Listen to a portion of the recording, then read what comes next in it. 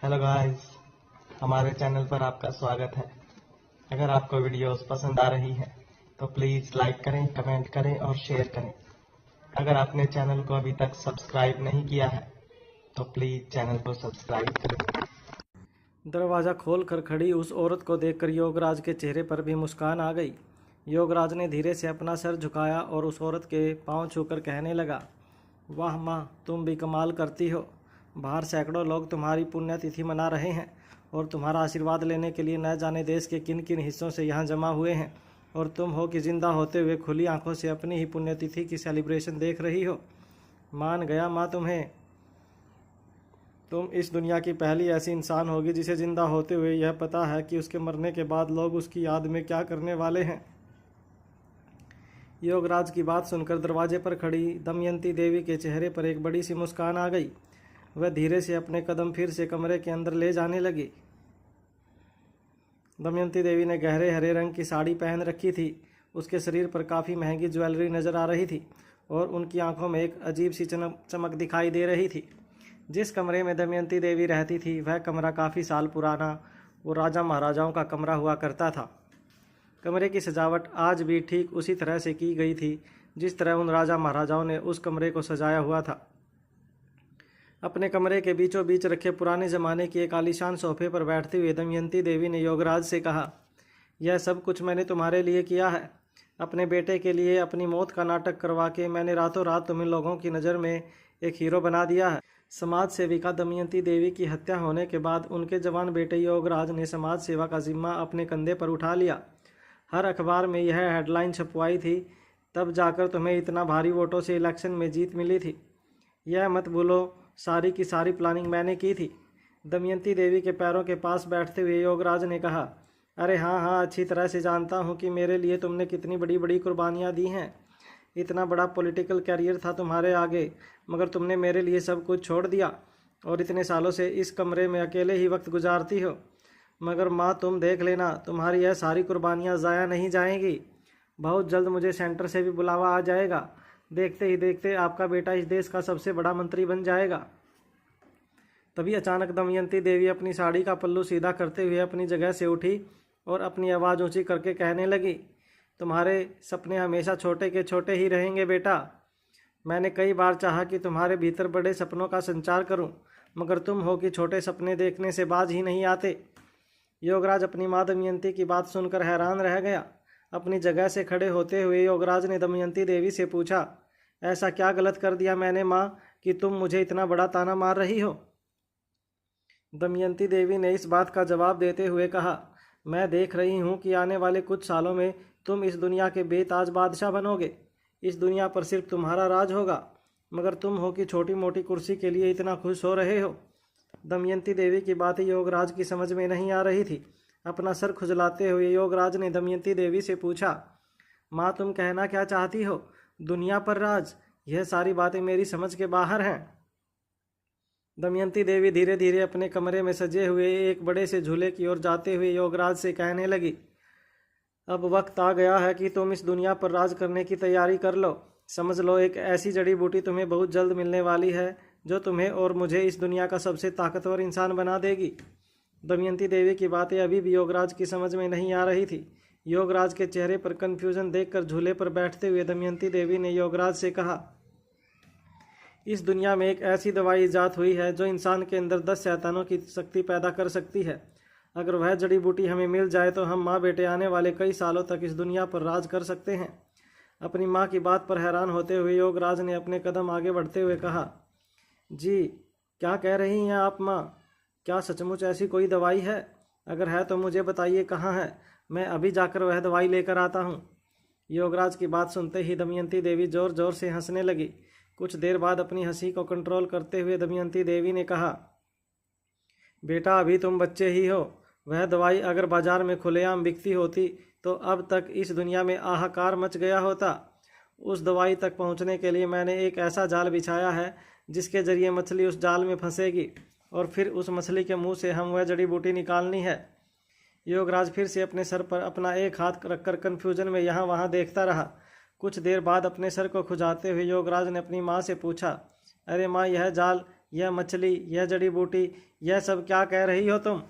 कहाँ है यह जड़ी बूटी और कौन है यह मछली?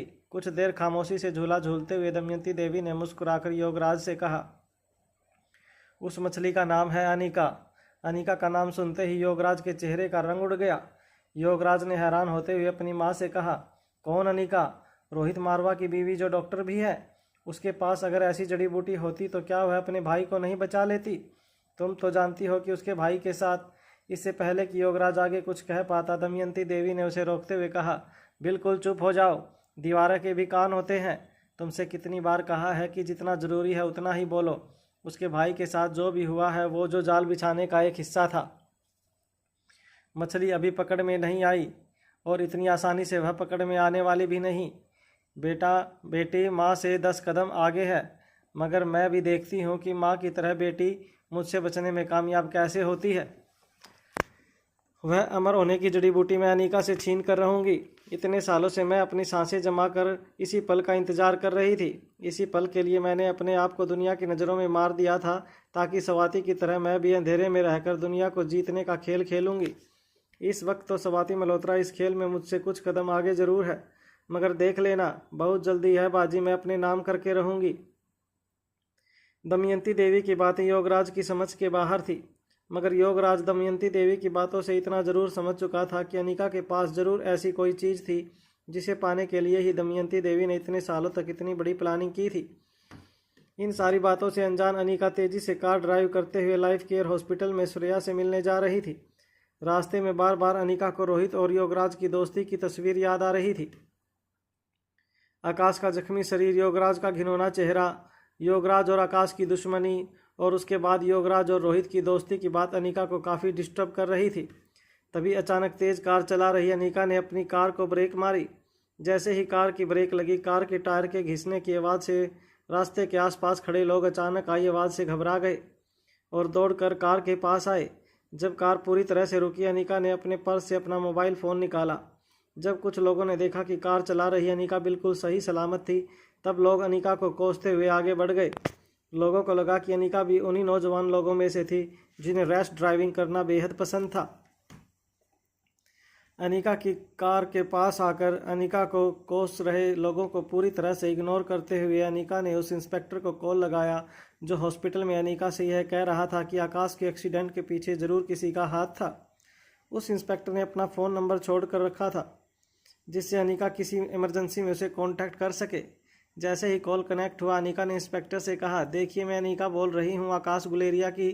इससे पहले कि अनिका बात पूरी कर पाती, उससे इंस्पेक्टर ने फ़ोन पर कहा, अरे मैडम, आपको कौन नहीं जानता, आप सिर्फ हुक्म कीजिए और बताइए किसे अरेस्ट करना है। इंस्पेक्टर की बात सुनकर अनिका को काफ़ी अजीब महसूस हुआ। अनिका ने इंस्पेक्टर से कहा, देखिए मैंने आपको इसलिए कॉल किया है क्योंकि मैं आपसे पूछना चाहती थी कि आकाश के केस को लेकर आपको आगे कोई लीड मिली। अनिका की बात सुनकर कुछ देर तक वह इंस्पेक्टर बिल्कुल खामोश रहा। कुछ देर बाद अपनी चुप्पी तोड़ते हुए उस इंस्पेक्टर ने अनिका से कहा, मैडम आपके भाई का केस तो दर्ज ही नहीं हुआ। इंस्पेक्टर की बात सुनकर अनिका चौंक गई। अनिका ने इंस्पेक्टर से कहा, केस दर्ज नहीं हुआ मतलब? आपने कहा था ना कि ये एक्सीडेंट नहीं बल्कि एक साजिश है, तो क्या अब तक आपने कोई पूछताछ शुरू नहीं की? फिर से कुछ देर तक खामोश रहने के बाद उस इंस्पेक्टर ने अनिका से कहा, अरे मैडम, दरअसल बात यह है कि आकाश सर की कार का सचमुच एक्सीडेंट ही हुआ था। उनके साथ जो कुछ भी हुआ है वह एक क्रैश ड्राइविंग का मामला है। उनका ड्राइवर निर्धारित स्पीड से कुछ ज़्यादा ही तेज़ी से गाड़ी चला रहा था। गाड़ी हाईवे पर चलाते हुए उसने अपना बैलेंस घुमा दिया और गाड़ी पलट गई। इससे ज़्यादा इस केस में और कुछ नहीं है। अनिका इंस्पेक्टर की बात सुनकर बिल्कुल हैरान हो गई। अनिका को अच्छी तरह से याद था कि इस इंस्पेक्टर ने अस्पताल में आकर ख़ास तौर पर अनिका से कहा था कि उसे इस एक्सीडेंट के पीछे किसी की साजिश लग रही थी, और फिर उस ड्राइवर ने भी मरने से पहले यह बयान दिया था कि यह एक्सीडेंट ज़रूर किसी की साजिश है। अनिका ने उस इंस्पेक्टर से कहा, ये आप कैसी बातें कर रहे हैं? आपने खुद ही मुझे बताया था कि उस ड्राइवर ने बयान दिया है।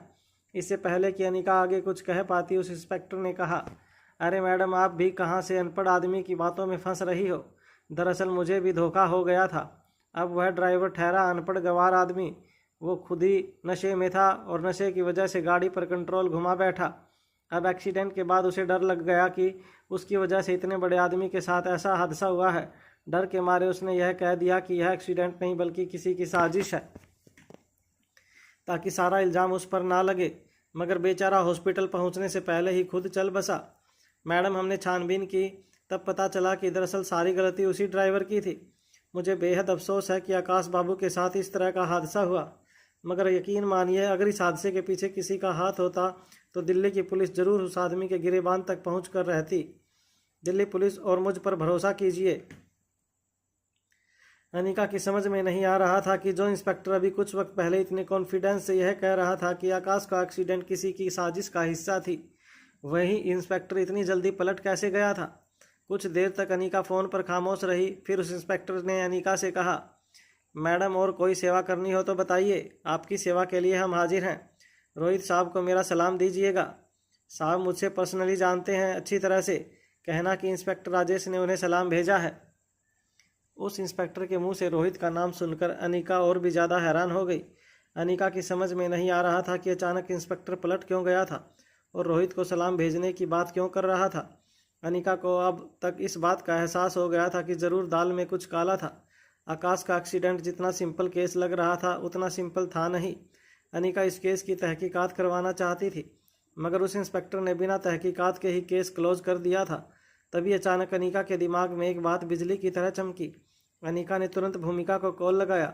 कॉल कनेक्ट होते ही भूमिका ने अनिका से कहा, माफ़ करना अनिका, मैं वहाँ पहुँच नहीं पाई। मुझे तुम्हारे भाई के एक्सीडेंट के बारे में पता चला। मैं आना चाहती थी मगर मैं यहाँ बेंगलुरु में एक स्पेशल मिशन पर हूँ। तुम तो जानती हो कि मेरी जॉब किस तरह की है। चाहकर भी मैं मुश्किल वक्त में अपनों के साथ नहीं रह पाती। अनिका अच्छी तरह से समझती थी कि स्पेशल डिपार्टमेंट में मिले प्रमोशन के बाद भूमिका के कंधों पर जिम्मेदारी और भी बढ़ गई थी। वह भूमिका को अपनी ड्यूटी करने से रोकना नहीं चाहती थी। इसलिए बात पलटते हुए अनिका ने कहा, नहीं नहीं, मैंने तो बस यूं ही तुम्हें कॉल किया, तुम्हारी याद आ रही थी इसलिए। तुम अपनी ड्यूटी अच्छी तरह से निभाओ और वक्त मिले तो कॉल करना। भूमिका की कॉल डिस्कनेक्ट करने के बाद अनिका कार ड्राइव करके सीधे लाइफ केयर अस्पताल पहुंचे। श्रेया के वीआईपी कार वार्ड के बाहर पहुंचते ही श्रेया की नर्स ने अनिका से कहा, मैडम श्रेया, मैडम कब से आपका इंतज़ार कर रही हैं। वह जानना चाहती है कि आखिर वह आकाश सर से कब मिल सकेगी। अनिका की समझ में नहीं आ रहा था कि वह श्रेया के कमरे में जाकर श्रेया को कैसे फेस करेगी, उसे क्या जवाब देगी, मगर वह जानती थी कि उसे श्रेया के सवालों का जवाब देना ही था। अनिका कुछ और दिन तक श्रेया से आकाश की कंडीशन के बारे में छुपाना चाहती थी। वह जानती थी कि श्रेया की प्रेगनेंसी को 4 महीने होने में अभी कुछ दिनों का वक्त बाकी था। ऐसी हालत में अगर श्रेया को मानसिक आघात लगता है तो उसके होने वाले बच्चे के लिए भी यह बेहद खतरनाक हो सकता है। नर्स की बात सुनने के बाद अनिका श्रेया के कमरे में दाखिल हुई। अनिका को दरवाजे पर खड़ा देखकर बिस्तर पर लेटी श्रेया अपनी जगह पर बैठ गई और बड़ी बड़ी आंखों से अनिका की ओर देखकर पूछने लगी, अनिका, आकाश कहाँ है? उसकी कार की हालत देखी तो मुझे लगा पता नहीं आकाश के साथ क्या हुआ होगा। अब तक तुमने मुझे बताया नहीं कि आकाश को मामूली इंजरी हुई है। तब तक तो मानो मेरे जिस्म में मेरी जान बाहर निकलने के लिए तैयार ही बैठी थी। श्रेया की बात सुनकर अनिका धीरे से चलकर श्रेया के बिस्तर के पास आई और कहने लगी, मैं तुम्हें काफ़ी सालों से जानती हूँ। छोटी सी बात हुई नहीं कि तुम इतना रिएक्ट कर देती हो। जब आकाश को पता चला कि प्रेगनेंसी के स्टेज पर तुमने इस तरह से रिएक्ट किया है तो पता है वह मुझ पर कितना नाराज़ हुआ। मुझे कहने लगा कि उसके एक्सीडेंट के बारे में मुझे तुम्हें बताने की ज़रूरत ही क्या थी। बिस्तर पर बैठी श्रेया ने मुस्कुराते हुए अनिका की ओर देखा और कहा, हाँ, मैं अच्छी तरह से जानती हूँ। खुद भले ही कितने भी दर्द में हो लेकिन वह किसी के साथ अपना दर्द नहीं शेयर करता। वहाँ उसे मेरी और हमारे होने वाले बच्चों की चिंता हो रही है और यहाँ उसकी कार की हालत देखकर मेरी जान निकली जा रही थी। श्रेया की बात पूरी होते ही अनिका ने श्रेया के कंधे पर हाथ रखते हुए कहा, अब मेरी बात ध्यान से सुनो। तुम्हें कुछ दिनों तक आराम करना होगा। अपने दोनों हाथ हवा में उछालते हुए श्रेया ने कहा, अरे भाई, मुझे क्या हुआ है? अच्छी भली तो हूँ। हाँ, वह आकाश के एक्सीडेंट के बारे में सुना तो कुछ चक्कर सा महसूस करने लगी थी, मगर अब मैं पूरी तरह से ठीक हूँ। चलो अब मुझे आकाश के पास ले चलो, मुझे उससे मिलना है। जैसे ही श्रेया अपने बिस्तर से उतरने की कोशिश करने लगी, अनिका ने उसका हाथ पकड़कर कहा, देखो श्रेया, मैं एक डॉक्टर हूँ। मैं अच्छी तरह से जानती हूँ कि तुम्हें कब डिस्चार्ज देना है और कब नहीं। अभी कुछ दिन तुम्हें यहीं हॉस्पिटल में रहना होगा। अनिका की बात सुनकर श्रेया कुछ हैरान सी हो गई। पहले श्रेया ने अपने आप को देखा और फिर अनिका की ओर देख कर कहा, अरे मगर क्या हुआ है मुझे? अच्छी भली तो हूँ। मैंने कहा ना तुमसे, उस एक्सीडेंट के बारे में अचानक सुनकर मुझे थोड़े चक्कर आए थे, मगर अब मैं बिल्कुल ठीक हूँ। तुम मेरी फिक्र मत करो। यह कहकर फिर से जब श्रेया बिस्तर से उठने की कोशिश करने लगी तो अनिका ने अपनी आवाज़ ऊंची करते हुए कहा, देखो यहाँ सवाल तुम्हारी हेल्थ का नहीं है, तुम्हारे होने वाले बच्चे की हेल्थ का है। तुम्हें जो शौक लगा था उसकी वजह से थोड़े से कॉम्प्लिकेशंस खड़े हो सकते थे। अनिका की बात सुनकर श्रेया ने अपने पेट पर हाथ रखते हुए कहा, क्या हुआ मेरे बच्चे को? मुझे बताओ अनिका, कहीं मेरे और आकाश के होने वाले बच्चे को कोई। इससे पहले कि श्रेया अपनी बात आगे बढ़ा पाती, अनिका ने मुस्कुराते हुए श्रेया की ओर देखा और कहा, अरे नहीं नहीं, उसे कुछ नहीं हुआ है। बात दरअसल ये है कि तुम्हें जो शौक लगा था उसकी वजह से होने वाले बच्चे पर भी असर होता है। हालांकि उसे कुछ नुकसान नहीं पहुंचा, मगर कुछ दिनों के लिए हमें तुम्हें अंडर ऑब्जर्वेशन रखना होगा, ताकि किसी भी तरह की इमरजेंसी में जल्द से जल्द तुम्हारे लिए और तुम्हारे होने वाले बच्चे के लिए तैयार रहें। कुछ दवाइयाँ और खाने पीने में कुछ सावधानी बरतनी पड़ेगी, मगर तुम फिक्र मत करो। मैंने तुम्हारी नर्स को सारे इंस्ट्रक्शंस दे दिए हैं, वह तुम्हारा अच्छी तरह से ख्याल रखेगी और उसके बाद 2-3 दिनों में तुम्हें डिस्चार्ज भी मिल जाएगा। अनिका की बात सुनने के बाद श्रेया मन ही मन कुछ सोचने लगी। कुछ देर बाद अपने दांतों में अपनी एक उंगली फंसाते हुए श्रेया ने मन ही मन कुछ तय किया और अनिका की ओर देख कर कहा, ठीक है, अगर यह इतना ज़रूरी है हमारे होने वाले बच्चे के लिए तो मैं यहीं पर रुकूंगी। तुम एक काम करो, आकाश को यहाँ ले आओ।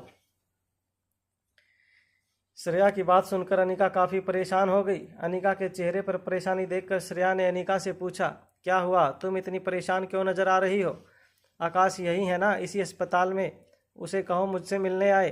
तुमने तो कहा ना कि उसकी इंजरी ज़्यादा सीरियस नहीं है, फिर वह क्यों मुझसे मिलने नहीं आया? श्रेया की बातें सुनकर अनिका के चेहरे पर परेशानी बढ़ती जा रही थी, मगर अनिका अच्छी तरह से जानती थी कि अगर वह श्रेया के सामने ज़्यादा परेशान नज़र आएगी तो श्रेया को ज़रूर डाउट हो जाएगा।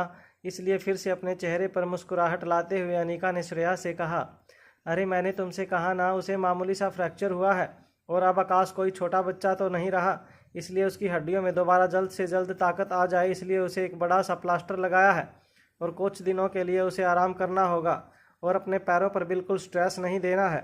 और देखो ना, यहाँ तुम मुझसे मिलने की ज़िद कर रही हो और वहाँ वह तुमसे मिलने की ज़िद पकड़ कर बैठा है, कहता है कि कुछ भी हो जाए वह तुमसे मिलना चाहता है।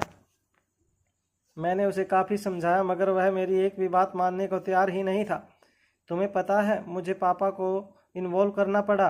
पापा ने जब ऊंची आवाज़ में उसे डांट लगाई और कहा कि ऐसी हालत में उसे बिस्तर से हिलना नहीं है, तब जाकर कहीं आकाश माना। अनिका की बात सुनते ही श्रेया के चेहरे पर मुस्कुराहट आ गई। श्रेया ने अनिका से कहा, हाँ हाँ, तुम बिल्कुल सही कह रही हो। अगर आराम करना आकाश के लिए इतना ज़रूरी है तो उसे यहाँ नहीं आना चाहिए। वैसे अनिका, आकाश को बहुत दर्द हो रहा है क्या? श्रेया की यह बात सुनकर अनिका की आंखों से आंसू बहने के लिए बिल्कुल तैयार थे। श्रेया के सवाल पूछते ही अनिका के सामने आकाश का लहूलुहान शरीर नजर आने लगा। अनिका अच्छी तरह से जानती थी कि आकाश को जो चोट लगी थी वह कितनी दर्दनाक थी, मगर किसी तरह अपने चेहरे के इमोशन संभालते हुए अनिका ने श्रेया से कहा, अरे भाई, फ्रैक्चर हुआ है, थोड़ा बहुत दर्द तो होगा ही, मगर आकाश इतने से दर्द से डरने वालों में से तो नहीं है। दर्द हो रहा है, मगर हम यही जताने की कोशिश कर रहा है जैसे कुछ हुआ ही नहीं है। अनिका की बात सुनकर श्रेया ने कहा, हाँ, वह ऐसा ही करेगा, मगर तुम भी उसकी बहन हो। मैं अच्छी तरह से जानती हूँ कि ज़िद के मामले में तुम भी उससे कम नहीं हो, मगर अच्छा किया तुमने जो भी किया। उसे बिस्तर से हिलने मत देना कुछ दिनों तक। मेरा क्या है, 1-2 दिनों में जब मुझे यहाँ से डिस्चार्ज कर दोगी तब मैं खुद ही उससे मिलने चली जाऊँगी। श्रेया की बात सुनकर अनिका ने श्रेया के कंधे पर हाथ रखा और कुछ देर तक वहीं बैठी रही। अनिका बड़े ही प्यार से श्रेया के पीठ पर हाथ फेरती रही। कुछ देर बाद श्रेया ने अनिका से कहा, अभी 3 दिन पहले की बात है। आकाश ऑफिस से घर अचानक जल्दी आ गया। अब उसे पता चला कि वह फिर से बाप बनने वाला है तो उसकी खुशी का ठिकाना नहीं रहा। पिंकी के वक्त आकाश को पता ही नहीं था कि मैं प्रेग्नेंट थी। हम दोनों हमारे पहले बच्चे की खुशियां एक दूसरे के साथ नहीं बांट सके, मगर इस बार जब आकाश को पता चला कि मैं माँ बनने वाली हूँ, उसने मुझसे कहा कि जो खुशियाँ हमने पिंकी के वक्त खो दी थी उन्हें फिर से जीने का मौका दिया था। इस बार वह एक पल के लिए भी मुझसे दूर नहीं रहना चाहता था। पता नहीं अचानक हमेशा ही इतना सीरियस रहने वाले आकाश को पिछले कुछ दिनों से क्या हो गया था। बिल्कुल बच्चों जैसी हरकतें करने लगा था। आए दिन मेरे लिए कोई ना कोई गिफ्ट लेकर आता था, मुझे बाहर घूमने ले जाता था, बस मुझसे मिलने के और प्यार करने के बहाने ढूंढता रहता था।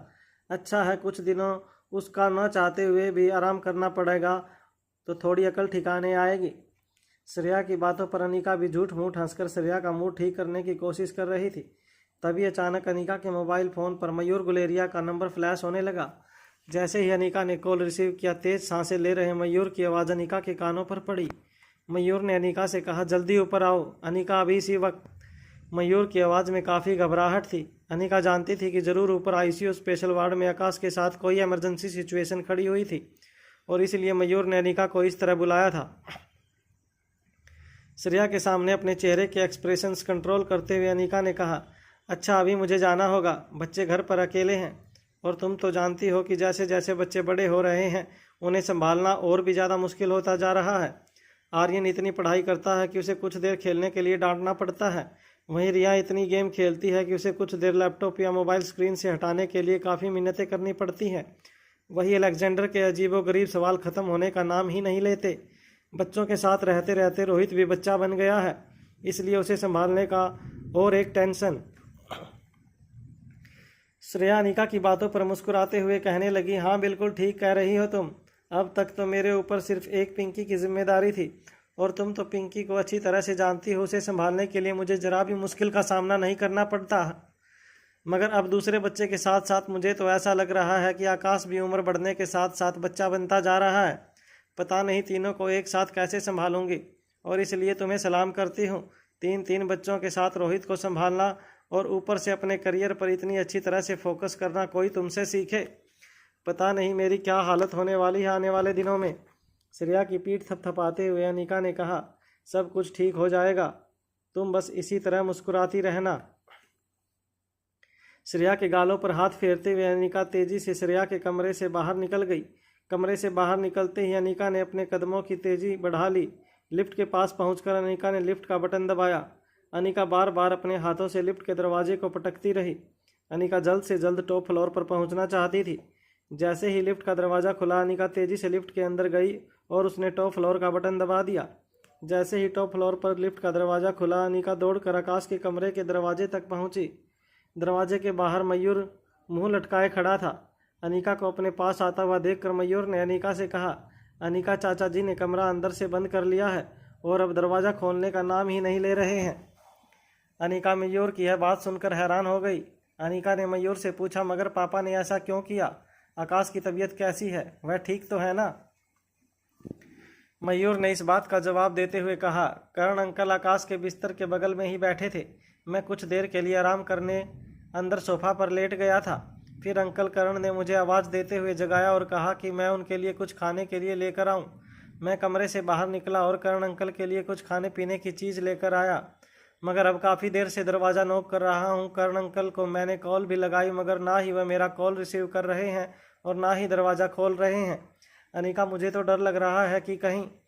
इससे पहले कि मयूर आगे कुछ कह पाता, अनिका ने उसके कंधे पर हाथ रखा और कहा, कुछ नहीं हुआ होगा, हो सकता है कि पापा की आंख लग गई हो। तुम रुको, मैं उन्हें कॉल लगाती हूँ। अनिका ने जब अपने फ़ोन से करण को कॉल लगाया तब कुछ देर तक रिंग बजती रही, मगर किसी ने कॉल रिसीव नहीं किया और अनिका के चेहरे पर भी परेशानी साफ नज़र आने लगी थी। अनिका ने 2 बार करण को कॉल लगाया। अनिका ने धीरे से कमरे का दरवाज़ा भी खटखटाना शुरू किया, मगर ना ही कॉल करण रिसीव कर रहे थे और ना ही अंदर से कोई आवाज़ आ रही थी। अब अनिका के दिल की धड़कनें भी तेज होने लगी थी।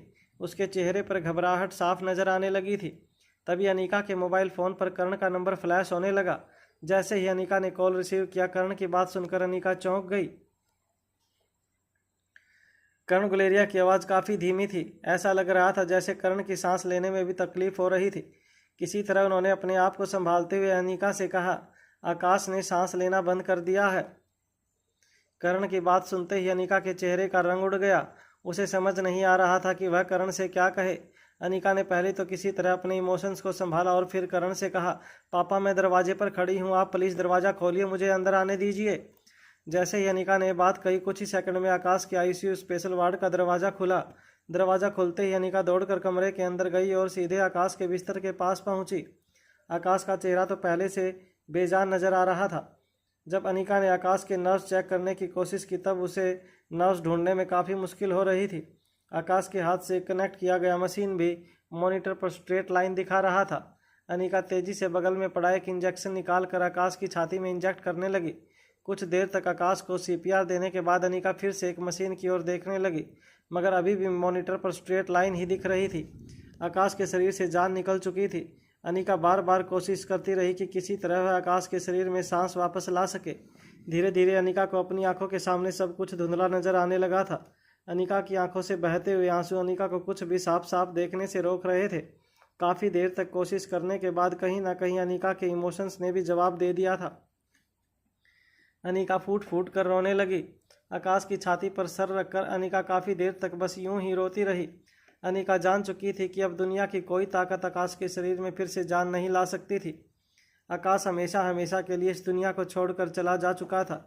अनिका ने अपना पूरा बचपन काफ़ी अंधेरे और मायूसी में गुजारा था। ना तो माँ बाप का प्यार मिला उसे और ना ही किसी अपने का प्यार उसे नसीब हुआ। अनिका ने जिस कामिनी को अपनी बहन माना था वह कामिनी अनिका से नफरत करती थी। बहन का प्यार तो छोड़ो, कामिनी अनिका को एक इंसान भी नहीं समझती थी। मगर गुलेरिया परिवार में शामिल होने के बाद पहली बार अनिका को एहसास हुआ कि किसी अपने के प्यार का क्या मतलब होता है। आकाश ने अनिका को सगी बहन से भी ज़्यादा प्यार किया था। कभी भी गुलेरिया हाउस में आने के बाद आकाश ने अनिका को पराया नहीं समझा था। ना कभी आकाश ने अनिका का कोई हक या अधिकार मांगने की कोशिश की और ना ही अपने आप को ऊंचा बताने के लिए आकाश ने कभी अनिका को नीचा दिखाने की कोशिश की। हालांकि गुलेरिया ग्रुप ऑफ इंडस्ट्री पहले से करण ने आकाश के नाम कर दी थी, मगर फिर भी अनिका के आने के बाद आकाश ने करण की सारी मलकियत अनिका के हवाले कर दी थी। आकाश को मिलने के बाद से लेकर आज तक की सारी बातें अनिका की आंखों के सामने घूमने लगी थी। इतने बड़े दुख को श्रेया कैसे झेल पाएगी, यह सोच सोच कर अनिका की आंखों से आंसुओं की धार और भी ज़्यादा तेज हो गई। श्रेया प्रेग्नेंट थी। इतनी बड़ी खुशखबरी देने के बाद इस तरह का सदमा वह कैसे बर्दाश्त कर पाएगी, यह बात अनिका की समझ में नहीं आ रही थी। तभी अचानक अनिका को करण का ख्याल आया। करण का ख्याल आते ही एक झटके से अनिका ने आकाश की छाती से अपना सर उठाया और अपने बगल में बैठे करण की ओर देखा। करण की आंखों में आंसू की एक बूंद भी नहीं थी। वह बस अपने दोनों हाथ बांधकर बिना पलके झपकाए आकाश की ओर देख रहे थे। मयूर पूरी तरह से टूट चुका था और घुटनों के बल जमीन पर बैठकर अपने दोनों हाथ अपने माथे से लगाकर फूट फूट कर रो रहा था। अनिका अच्छी तरह से जानती थी कि आकाश ने सिर्फ गुलेरिया परिवार और गुलेरिया ग्रुप ऑफ इंडस्ट्री का आधार स्तंभ था, बल्कि करण की जिंदगी का भी आधार स्तंभ आकाश ही था। आकाश की मौत करण की किस तरह बर्दाश्त करेंगे, यह बात पिछले कई दिनों से अनिका को खाए जा रही थी। अनिका को यह पता नहीं था कि वह घड़ी इतनी जल्दी आ जाएगी जब आकाश उन सबको अलविदा कहकर हमेशा हमेशा के लिए इस दुनिया से चला जाएगा। अनिका ने सोचा था कि आकाश की मौत की खबर सुनकर कर्ण पूरी तरह से टूट जाएंगे, मगर कर्ण के चेहरे पर अनिका को सिर्फ और सिर्फ गुस्सा नजर आ रहा था। ना उनकी पलकें झपक रही थी और ना ही उनके शरीर में किसी भी तरह की कोई मूवमेंट नजर आ रही थी। वह बस फटी हुई आंखों से बिस्तर पर लेटे आकाश को देखे जा रहे थे, जैसे मन ही मन वह आकाश से बात कर रहे हों। अनिका ने करण के कंधे पर हाथ रखकर कहा, पापा आकाश हम सबको छोड़कर। इससे पहले कि अनिका अपनी बात पूरी कर पाती, करण ने धीमी मगर भारी आवाज़ में अनिका से कहा, मेरी चिता को सिर्फ आकाश ही अग्निदाह देगा। यह वादा किया था उसने मुझसे, वो अपना वादा इस तरह तोड़ कर नहीं जा सकता। अनिका अच्छी तरह से जानती थी कि आकाश करण की ज़िंदगी में क्या मायने रखता था। जहां आकाश ने करण को अपने सगे पिता से भी बढ़कर इज्जत और प्यार दिया था, वहीं करण ने भी आकाश को ही अपना सगा बेटा और उत्तराधिकारी समझा था। करण की बात सुनकर अनिका को समझ नहीं आ रहा था कि वह किस तरह से करण की बात का जवाब दे। तभी करण ने फिर से धीमी और भारी आवाज़ में अनिका से कहा, अभी मेरा दाह संस्कार पूरा नहीं हुआ, उससे पहले आकाश हमें छोड़कर नहीं जा सकता। करण ने अपनी जगह से खड़े होकर आकाश की ओर पीठ कर दी। करण तेज कदमों से कमरे से बाहर की ओर जाने लगे। तभी मयूर ने बीच रास्ते में कर्ण को दोनों हाथों से जकड़ लिया और कहा, चाचा यह आप क्या कर रहे हैं? आकाश हमारे बीच नहीं रहा है। आकाश अब कभी वापस नहीं लौटने वाला। आप यह बात समझ क्यों नहीं रहे हैं? मयूर की बात सुनते ही कर्ण ने मयूर का हाथ अपने कंधे से झटक लिया। वह बस यूं ही कुछ देर तक आकाश की ओर पीठ करके खड़े रहे। कुछ देर बाद अनिका धीमे कदमों से करण के पास आई और उसके कंधे पर हाथ रखकर धीमी आवाज़ में कहने लगी, पापा, मैं अच्छी तरह से जानती हूँ कि आकाश की जगह आपकी ज़िंदगी में कोई नहीं ले सकता। मैं यह भी जानती हूँ कि आकाश न सिर्फ आपके लिए बल्कि पूरे परिवार के लिए कितना कुछ करता था। गुलेरिया ग्रुप ऑफ कंपनी को भी आकाश ने जिस तरह से संभाल कर रखा था वह भी बहुत अच्छी तरह से जानती हूँ मैं। आकाश जैसे लोगों को ऊपर वाले को भी बहुत ज़रूरत होती है, इसलिए शायद अपना कोई ज़रूरी काम करने के लिए उन्होंने आकाश को इस तरह बुला लिया अपने पास। करण के कानों पर अनिका की बातें तो पड़ रही थी, मगर उनके चेहरे के रिएक्शंस बिल्कुल नहीं बदल रहे थे। उनके चेहरे का गुस्सा शांत होने का नाम ही नहीं ले रहा था। उन्हें देखकर ऐसा लग रहा था जैसे जो कुछ भी हुआ था वह उन्हें बिल्कुल मंजूर नहीं था। जो कुछ भी हुआ था वह उसे पलटना चाहते थे, मगर एक मामूली इंसान होने का क्या मतलब होता है, शायद कर्ण को ज़िंदगी में पहली बार पता चला था। कर्ण ने आकाश को सब कुछ दिया था, पैसा, पावर, इतना बड़ा नाम, मगर आज आकाश को सब कुछ देने के बावजूद कर्ण को ऐसा लग रहा था जैसे वह इस दुनिया के सबसे गरीब बाप थे जो अपने बेटे को ज़िंदगी खरीद के नहीं दे पा रहे थे। कर्ण किसी से बात करने की हालात में नहीं थे। वह बस किसी तरह अनिका और मयूर के हाथों से अपना हाथ छुड़वाकर कमरे से निकल गए। कर्ण के जाते ही सिसकियाँ लेते हुए मयूर ने अनिका से कहा, अनिका, यह क्या हो गया? आकाश हम सबको इस तरह छोड़कर कैसे जा सकता है? अब हम क्या करेंगे आकाश के बिना? मुझे तो आकाश के बिना जीने की आदत ही नहीं है। आकाश के जाने के बाद यह घर परिवार, गुलेरिया ग्रुप ऑफ इंडस्ट्री, सब कुछ एक ही पल में बर्बाद हो जाएगा। अनिका, तुम तो इस दुनिया की सबसे बेहतरीन डॉक्टर हो, तुम भी आकाश को बचा नहीं पाई। अनिका, बताओ मुझे, तुमने आकाश को क्यों नहीं बचाया? क्यों नहीं बचाया अनिका?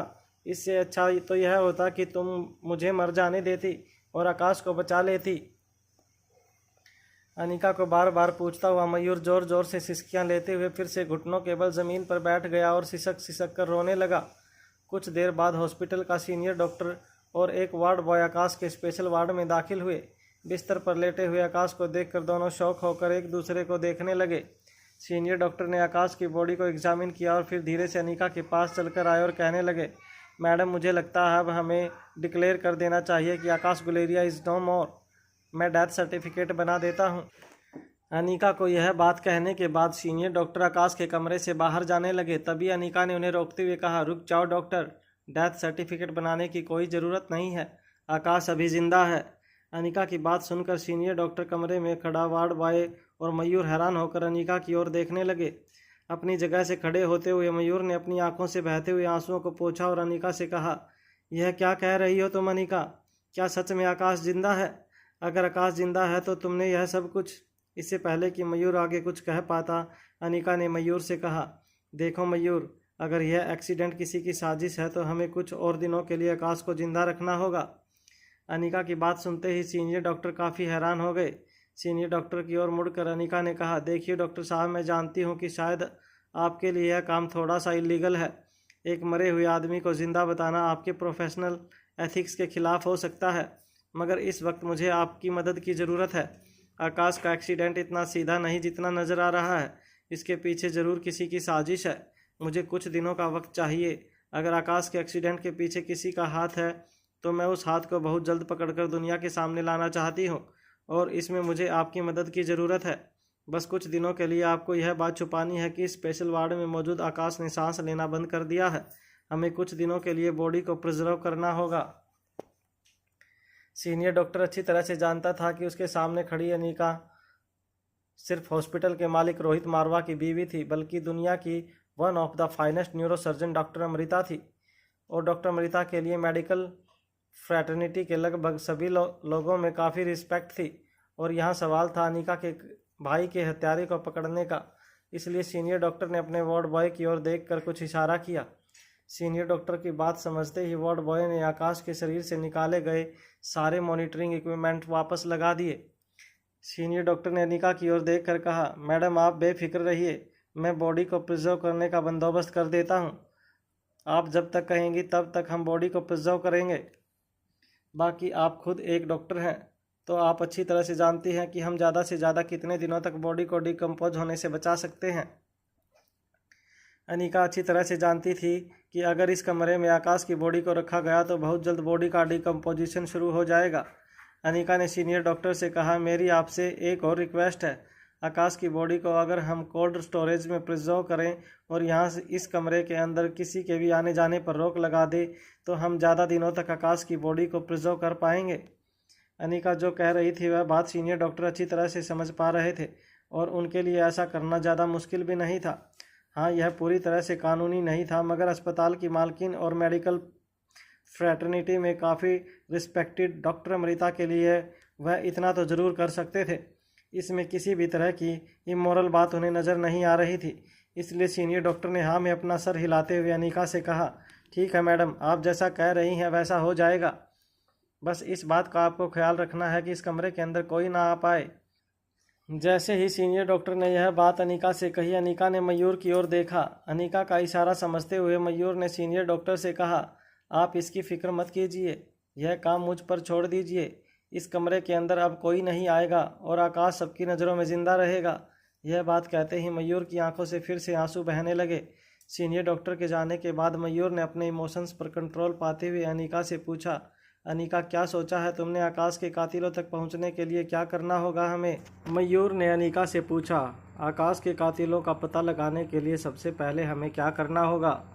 कुछ देर तक मन ही मन कुछ सोचने के बाद अनिका ने कहा, पहले तो हर जगह यह बात फैला दो कि आकाश को होश आ गया है और बहुत जल्दी वह बोलने भी लगेगा। अनिका की इस बात पर हैरान होते हुए मयूर ने पूछा, यह क्या कह रही हो?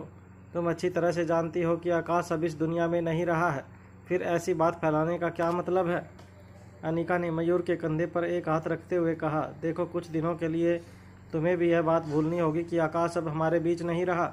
आकाश को तुम्हें कुछ और दिनों के लिए अपने दिल में ज़िंदा रखना होगा। मैं किसी तरह दुश्मनों तक यह बात पहुंचाना चाहती हूं कि आकाश बहुत जल्द अपने कातिल का नाम बताने वाला है। इससे ज़रूर वह लोग कोई ना कोई ऐसी हरकत करेंगे जो हमें आकाश के कातिल तक पहुंचने में मदद करेगी। मयूर ने अनिका की पूरी बात सुनने के बाद अपनी जेब से अपना फ़ोन निकालते हुए कहा, पर यह तो मेरे लिए बहुत आसान है।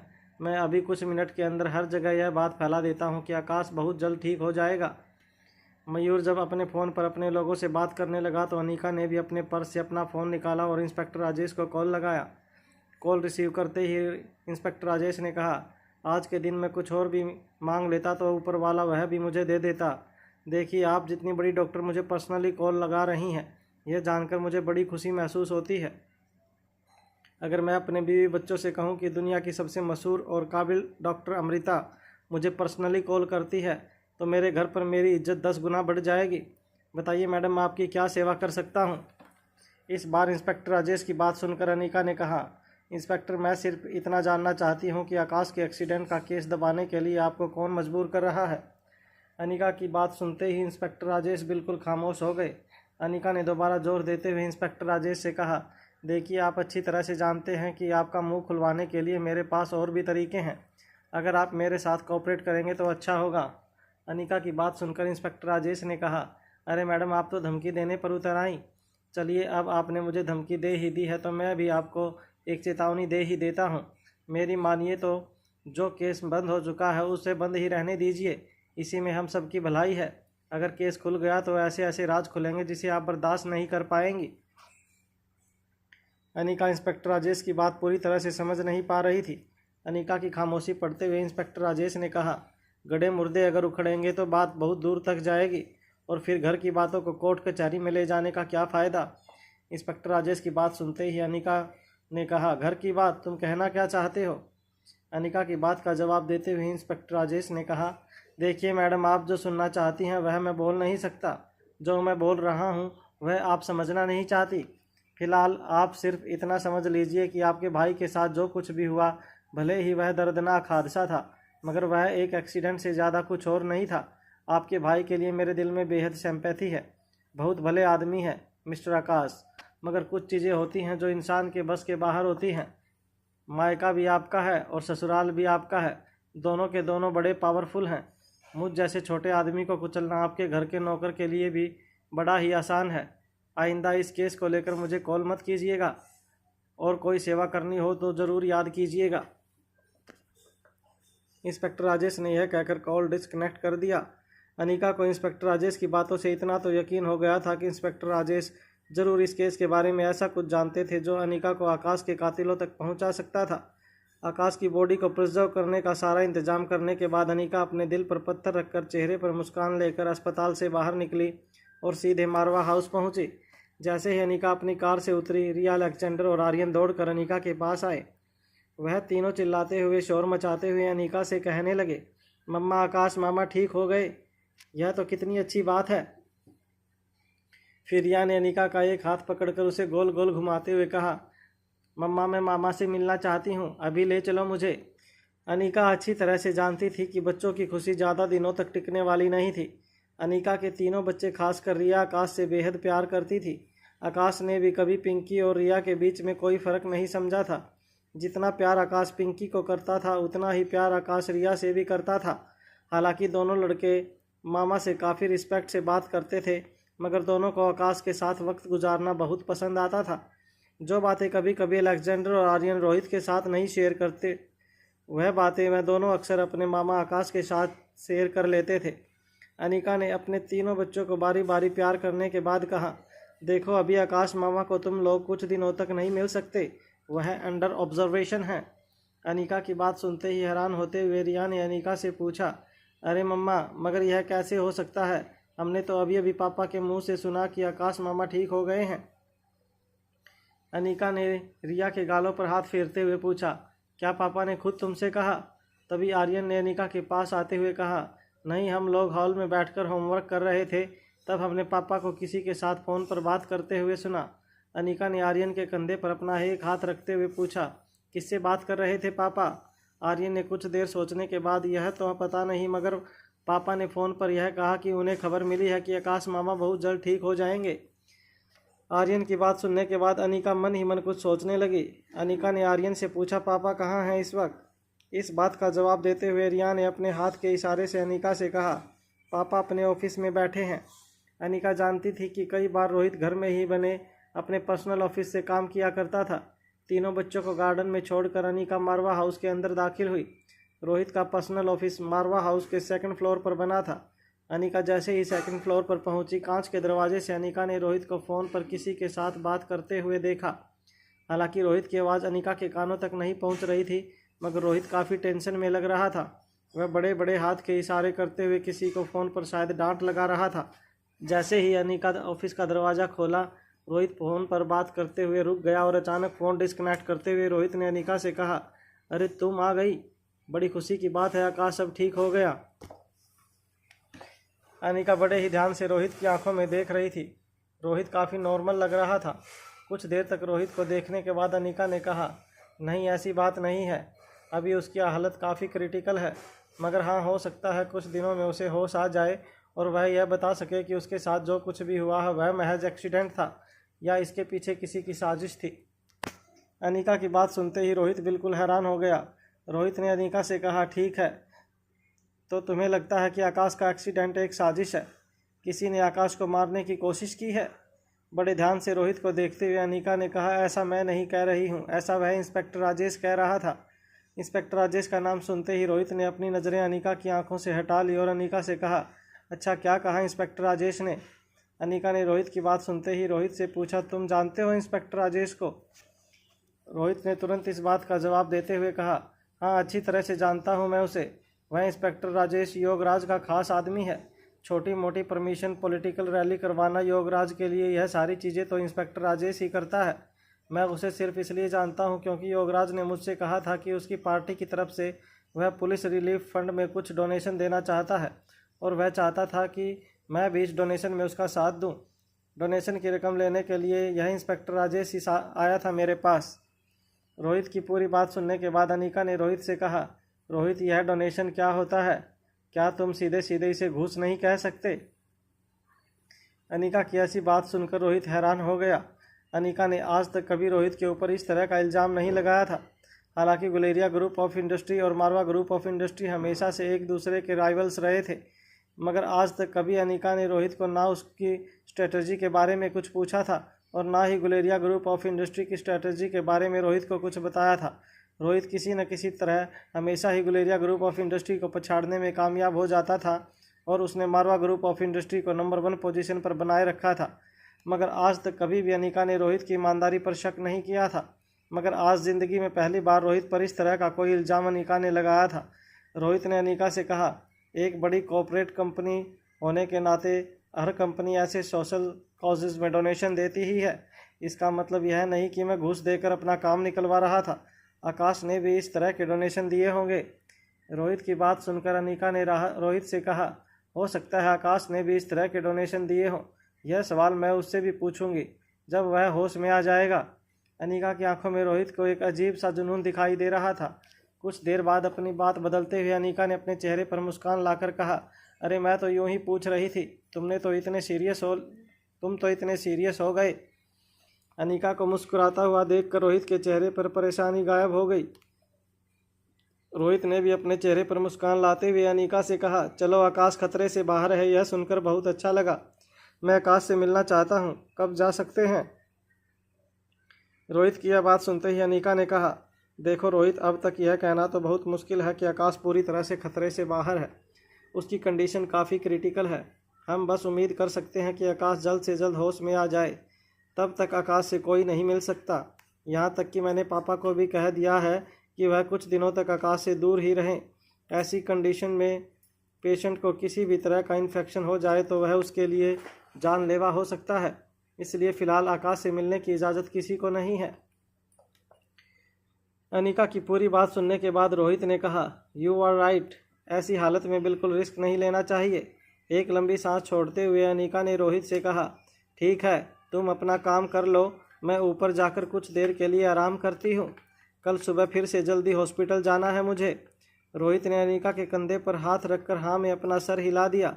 जैसे ही अनिका रोहित के पर्सनल ऑफिस से बाहर निकली, अनिका के मोबाइल फ़ोन पर आकाश की पर्सनल सेक्रेटरी मारिया का नंबर फ्लैश होने लगा। जैसे ही अनिका ने कॉल कनेक्ट किया, मारिया ने अनिका से कहा, मैडम, यह तो कितनी खुशी की बात है कि आकाश सर बहुत जल्द ठीक हो जाएंगे। लगता है हम सबकी प्रेयर्स आकाश सर के काम आ गई। मैडम, मैं आपको बता नहीं सकती कि मैं आज कितनी खुश हूँ। अनिका ने मयूर की मदद से आकाश के ठीक होने की जो खबर फैलाई थी वह सचमुच असर कर रही थी। आकाश के जल्द ठीक होने की खबर पूरे शहर में आग की तरह फैल चुकी थी और अनिका अच्छी तरह से जानती थी कि ज़रूर अब तक वह खबर आकाश के दुश्मनों के कानों तक भी पहुंच चुकी होगी। बस अनिका को इंतज़ार था उस आवाज़ का जो उसके भाई के कत्ल के पीछे गूंज रही थी।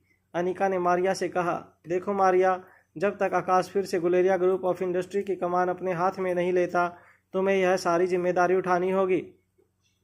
तुम्हें यह देखना होगा कि गुलेरिया ग्रुप ऑफ कंपनी उसी मकाम पर बनी रहे जहां आकाश ने उसे पहुंचाया था। तभी अचानक सेकंड लाइन पर अनिका को एक प्राइवेट नंबर से कॉल आने लगा। अनिका जानती थी कि वह औरत जिसकी आवाज़ स्वाति मल्होत्रा से मिलती थी, उसने कुछ दिन पहले अनिका को इसी प्राइवेट नंबर से कॉल लगाया था। जिस वक्त अनिका को उस प्राइवेट नंबर से कॉल आया, उस वक्त अनिका मारिया के साथ बातें कर रही थी।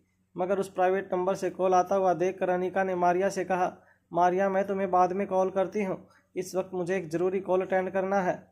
मारिया को यह कहने के बाद जैसे ही अनिका ने सेकंड लाइन पर आ रहे कॉल को कनेक्ट करने की कोशिश की, तब तक वह कॉल डिस्कनेक्ट हो चुका था। जिस प्राइवेट नंबर से अनिका को कॉल आ रहा था, खुद अनिका के लिए भी उस नंबर को ट्रेस करना काफ़ी मुश्किल था। जब वह कॉल आया था तब मोबाइल स्क्रीन पर सिर्फ यही दिखा था कि वह कॉल एक प्राइवेट नंबर से किया जा रहा है। ना ही स्क्रीन पर कोई नंबर फ्लैश हो रहा था और ना ही कोई नाम नज़र आ रहा था। अनिका चाहकर भी उस नंबर पर दोबारा कॉल नहीं लगा सकती थी। अनिका खुद एक बेहतरीन हैकर थी। अनिका ने किसी तरह उस नंबर को ट्रेस करने की कोशिश की, मगर खुद अनिका भी दुनिया की सबसे बेहतरीन हैकर होने के बावजूद उस नंबर को ट्रेस नहीं कर पा रही थी।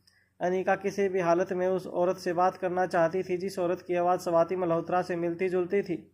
अनिका जानना चाहती थी कि अगर स्वाति मल्होत्रा जिंदा थी तो वह कहाँ थी और इतने सालों तक अनिका से क्यों छुपी हुई थी। काफ़ी देर तक कोशिशें करने के बावजूद अनिका उस नंबर को ट्रेस नहीं कर पाई जिस नंबर से अनिका को कॉल आया था।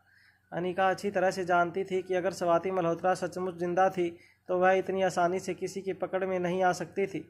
जिस स्वाति मल्होत्रा को खुद खतरनाक ऑर्गेनाइजेशन इतने सालों तक ट्रेस नहीं कर पाया था, उस स्वाति मल्होत्रा को इतनी आसानी से ट्रेस नहीं किया जा सकता था।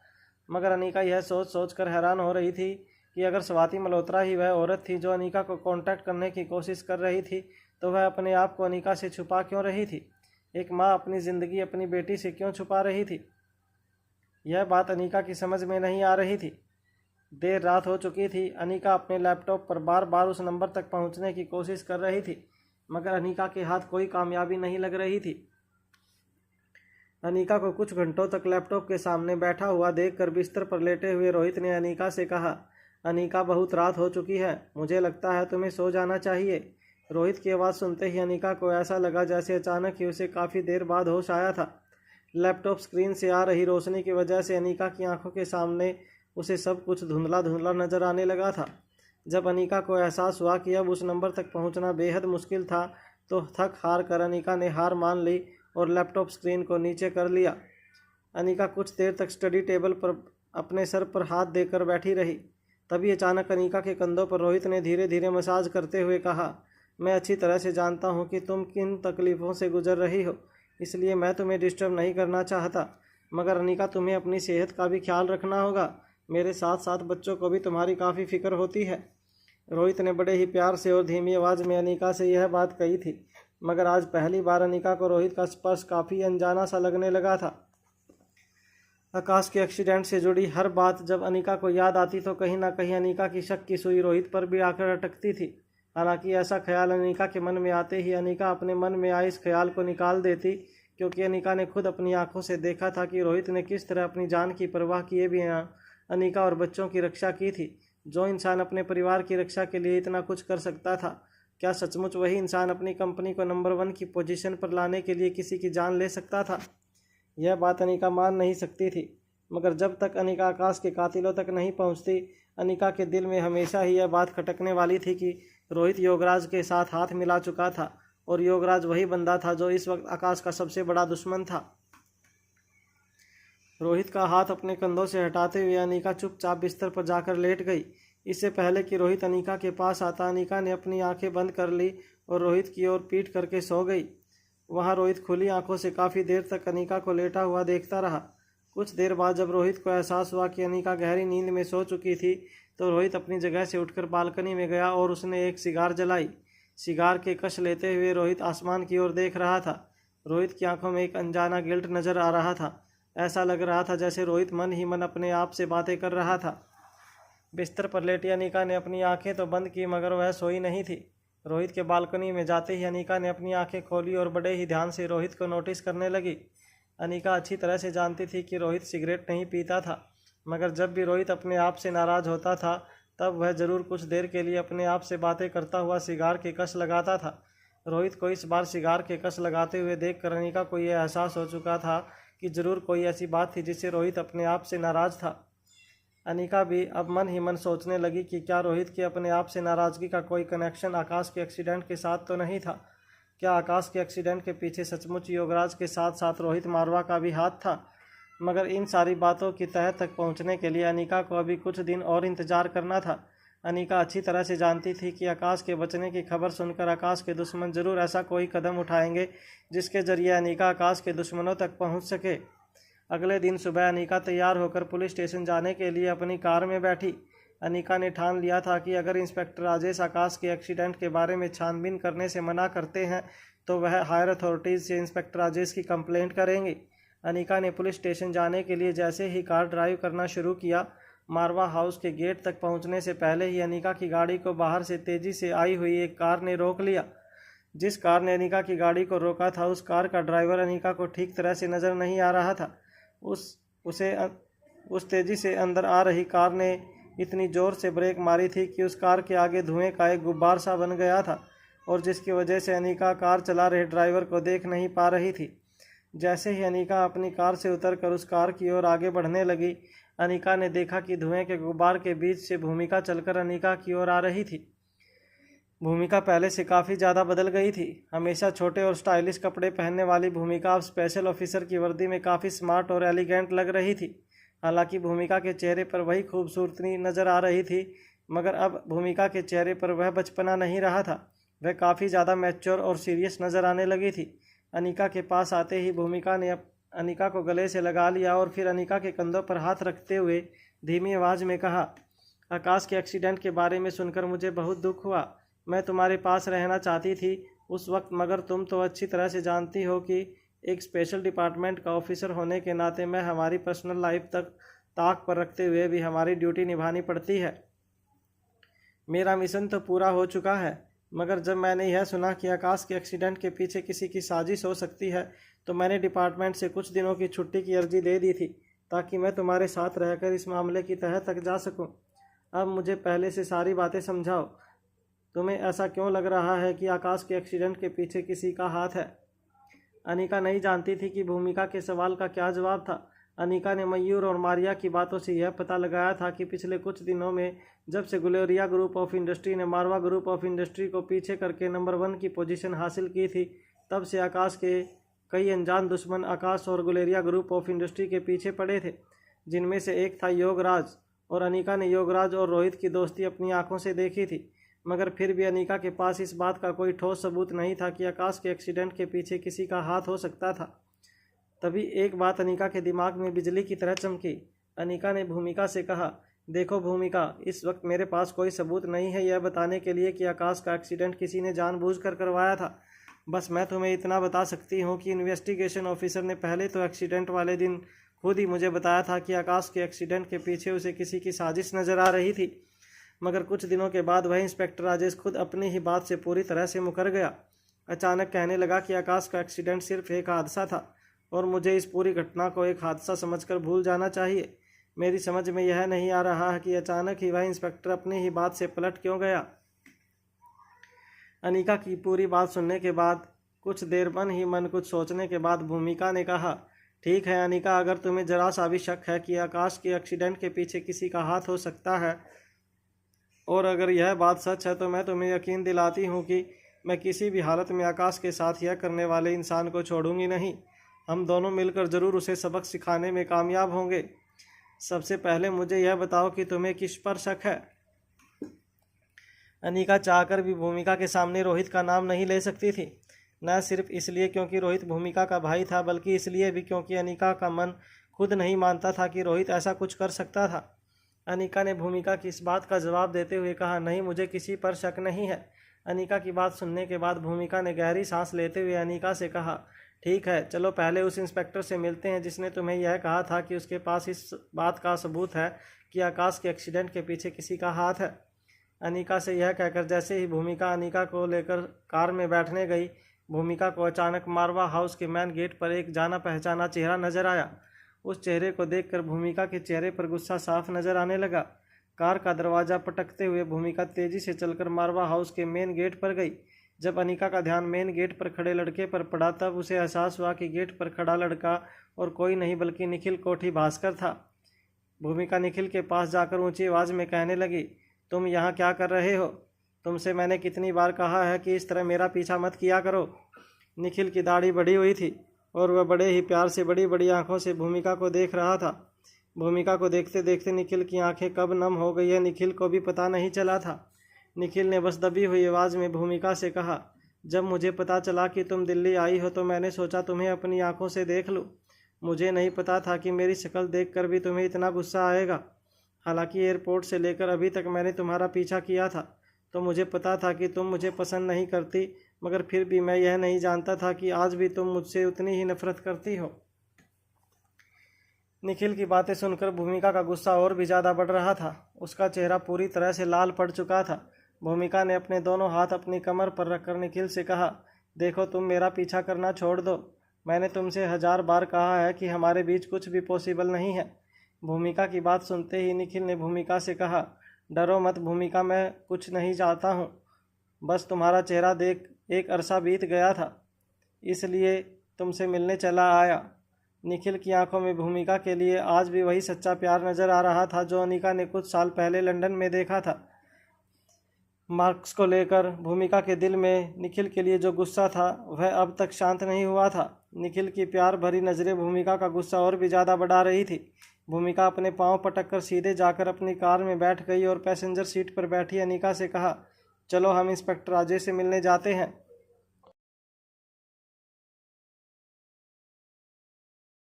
हेलो गाइस, हमारे यूट्यूब चैनल पर आपका स्वागत है। अगर आपको वीडियोस पसंद आ रही हैं तो प्लीज़ लाइक करें, कमेंट करें और शेयर करें। अगर आपने चैनल को अभी तक सब्सक्राइब नहीं किया है तो प्लीज़ चैनल को सब्सक्राइब ज़रूर कर लें।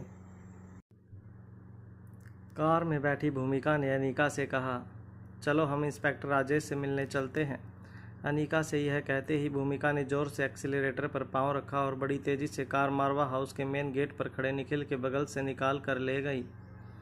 निखिल काफ़ी देर तक तेजी से अपनी आंखों के सामने से भूमिका की कार को दूर जाते हुए देखता रहा। वह तब तक कार को देखता रहा जब तक कार निखिल की नज़रों से इतनी दूर हो गई कि निखिल उसे देख ना पाए। तेजी से कार चला रही भूमिका के चेहरे पर अभी भी काफ़ी गुस्सा नजर आ रहा था। कुछ देर बाद अनिका ने धीमी आवाज़ में भूमिका से कहा, देखो भूमिका, मैं अच्छी तरह से जानती हूँ कि तुम्हारे दिल पर मार्क्स की मौत को लेकर क्या परिणाम हुए हैं। मैं तुम्हारी इमोशंस भी अच्छी तरह से समझ सकती हूँ, मगर मेरी बात मानो तो निखिल अपने किए पर काफ़ी पछता रहा है। मैं निखिल को अच्छी तरह से जानती हूँ। अगर उसे पता होता कि उस रोज़ उसकी वजह से मार्क्स की जान जा सकती थी तो वह कभी ऐसी गलती नहीं करता। मैं जानती हूँ कि निखिल की गलती की वजह से ही मार्क्स की जान गई है, मगर निखिल के इंटेंशन पर तुम भी शक नहीं करती। निखिल तुमसे सच्चा प्यार करता है। क्या तुम और एक मौका नहीं दे सकती उसे? अनिका की बात सुनने के बावजूद भूमिका ने एक पल के लिए भी अनिका की ओर नहीं देखा और तेज़ी से कार चलाती रही। कुछ देर बाद अपनी पलकें झपकाते हुए भूमिका ने धीमी आवाज़ में अनिका से कहा, मैं जानती हूँ जो कुछ भी हुआ उसमें निखिल की कोई गलती नहीं है। मैंने मार्क्स की मौत के लिए कभी निखिल को जिम्मेदार नहीं ठहराया, मगर अनिका, रिलेशनशिप, शादी, इन सारी चीज़ों से मैं बहुत दूर जा चुकी हूँ।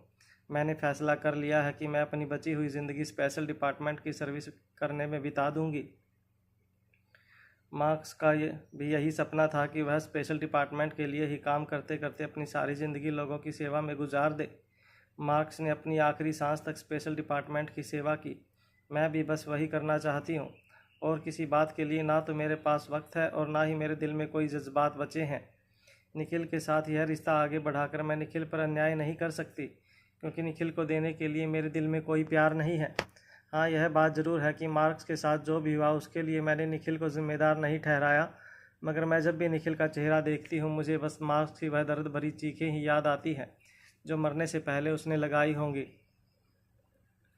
मार्क्स के बारे में बात करते हुए भूमिका और भी ज़्यादा तेज़ी से अपनी गाड़ी आगे बढ़ाने लगी। अनिका जान चुकी थी कि अब इस मामले में भूमिका के साथ उसे ज़्यादा बहस नहीं करनी चाहिए। कुछ ही मिनट में कार पुलिस स्टेशन के बाहर आकर रुकी। भूमिका स्पेशल डिपार्टमेंट की वर्दी में थी, जिसे देखते ही पुलिस स्टेशन में मौजूद सारे जूनियर और सीनियर कांस्टेबल अपनी अपनी जगह पर खड़े होकर भूमिका को सैल्यूट करने लगे। अनिका भी भूमिका के पीछे पीछे पुलिस स्टेशन के अंदर दाखिल हुई। भूमिका और अनिका को पुलिस स्टेशन में दाखिल होता हुआ देखकर इंस्पेक्टर राजेश अपनी जगह से खड़े हुए और भूमिका को सैल्यूट करते हुए कहने लगे, मैडम आप यहाँ? लगता है आप स्पेशल डिपार्टमेंट की हेड ऑफिस का रास्ता भूल गई, जो हम जैसे छोटे मोटे पुलिस के मुलाजिमों के दफ्तर चली आई हैं। इंस्पेक्टर राजेश के इस तरह के रवैया से भूमिका को पता लग चुका था कि इंस्पेक्टर राजेश उन ऑफिसरों में से थे जो पब्लिक सर्वेंट होने का दावा तो करते थे, मगर उनका असली मकसद अपनी कुर्सी का इस्तेमाल करके ज़्यादा से ज़्यादा पैसे कमाना होता है। इंस्पेक्टर राजेश की आंखों में आंखें डालकर भूमिका ने पूछा, इंस्पेक्टर, क्या आप मुझे बता सकते हैं कि आकाश गुलेरिया एक्सीडेंट केस के बारे में आपने क्या छानबीन की है? भूमिका की आवाज़ में काफ़ी गर्माहट थी। भूमिका ने जिस तरह से इंस्पेक्टर राजेश से बात की थी, कोई भी दूसरा लोअर रैंक का ऑफिसर होता तो शायद हड़बड़ा कर बातें करने लगता, मगर इंस्पेक्टर राजेश बड़े ही कॉन्फिडेंस से भूमिका के सामने खड़े रहे। इंस्पेक्टर राजेश के चेहरे पर ना तो कोई टेंशन नज़र आ रही थी और ना ही उनके रवैये में कोई हड़बड़ाहट नज़र आ रही थी। बड़े ही रिलैक्स होकर इंस्पेक्टर ने भूमिका से कहा, देखिए मैडम, पहली बात तो यह है कि स्पेशल डिपार्टमेंट का ऑफिस नहीं है, यह दिल्ली पुलिस का एक पुलिस स्टेशन है। यहाँ के इंचार्ज और मेरे सीनियर इस वक्त राउंड पर गए हैं और हमारे पुलिस महकमे में हमें स्ट्रिक्ट इंस्ट्रक्शंस दी जाती हैं कि हमें सिर्फ़ और सिर्फ अपने सीनियर्स के ऑर्डर फॉलो करने हैं। ना ही आप पुलिस महकमे की हैं और ना ही इस चौकी की इंचार्ज हैं। इसलिए मुझे माफ़ कीजिएगा, आपके किसी भी सवाल का जवाब देना हमारे गाइडलाइन के खिलाफ होगा। चलिए, प्रोटोकॉल के बारे में तो आप भी अच्छी तरह से जानती हैं। आप भी अपने स्पेशल डिपार्टमेंट में कई बार इस तरह की सिचुएशन का सामना कर चुकी होंगी, मगर क्या करें, हर जूनियर ऑफिसर को अपना प्रोटोकॉल फॉलो करना पड़ता है। मैं चाहकर भी आपकी कोई मदद नहीं कर सकता, मगर अनिका मैडम रोहित मारवा की पत्नी है और रोहित मारवा इस शहर के बहुत बड़े इंसान हैं। अब रोहित सर की पत्नी खुद चलकर पुलिस स्टेशन आई है तो मुझे रोहित सर की रिस्पेक्ट रखनी होगी। इंस्पेक्टर की बात सुनकर भूमिका हैरान होकर अनिका की ओर देखने लगी। अनिका के भी समझ में नहीं आ रहा था कि इंस्पेक्टर आखिर पूरे मामले को किस डायरेक्शन में ले जा रहा था। अपनी कमर का पट्टा सीधा करते हुए इंस्पेक्टर राजेश ने अनिका की ओर देखकर कहा, देखिए मैडम, मैं आपसे पहले भी कह चुका हूँ और फिर भी आप अपनी बात दोहराता हूँ। एक सीधे सीधे एक्सीडेंट के मामले को आप ज़्यादा ही घुमाने फिराने की कोशिश कर रही हैं। हाँ, मैं जानता हूँ कि आप एक बहुत बड़े आदमी की पत्नी हैं, मगर ज़रा सोचिए, एक एक्सीडेंट को अगर आप कोई नया चेहरा पहचानने की कोशिश करेंगी तो न सिर्फ आपके ससुराल वालों की बदनामी होगी, बल्कि जो इंसान इस वक्त अस्पताल में ज़िंदगी और मौत के बीच झूल रहा है, ज़रा उसके बारे में भी सोचिए। आकाश बाबू की पत्नी इस वक्त प्रेग्नेंट है।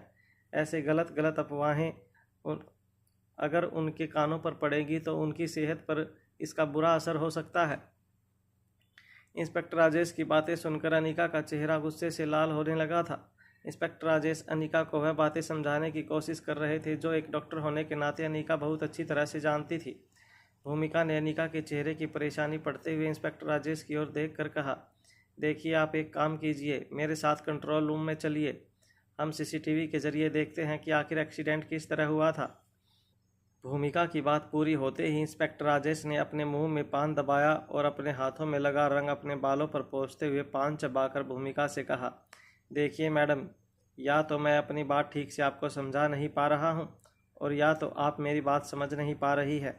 वैसे इन दोनों में से पहले वाली बात सही हो सकती है कि मैं ही अपनी बात आपको ठीक से समझा नहीं पा रहा हूँ, वरना आप ठहरी स्पेशल डिपार्टमेंट की इतनी बड़ी ऑफिसर बड़े से बड़े केसेस अपने दिमाग में ही सुलझा लेती हैं, इसलिए आपकी अक्लमंदी पर तो शक नहीं किया जा सकता।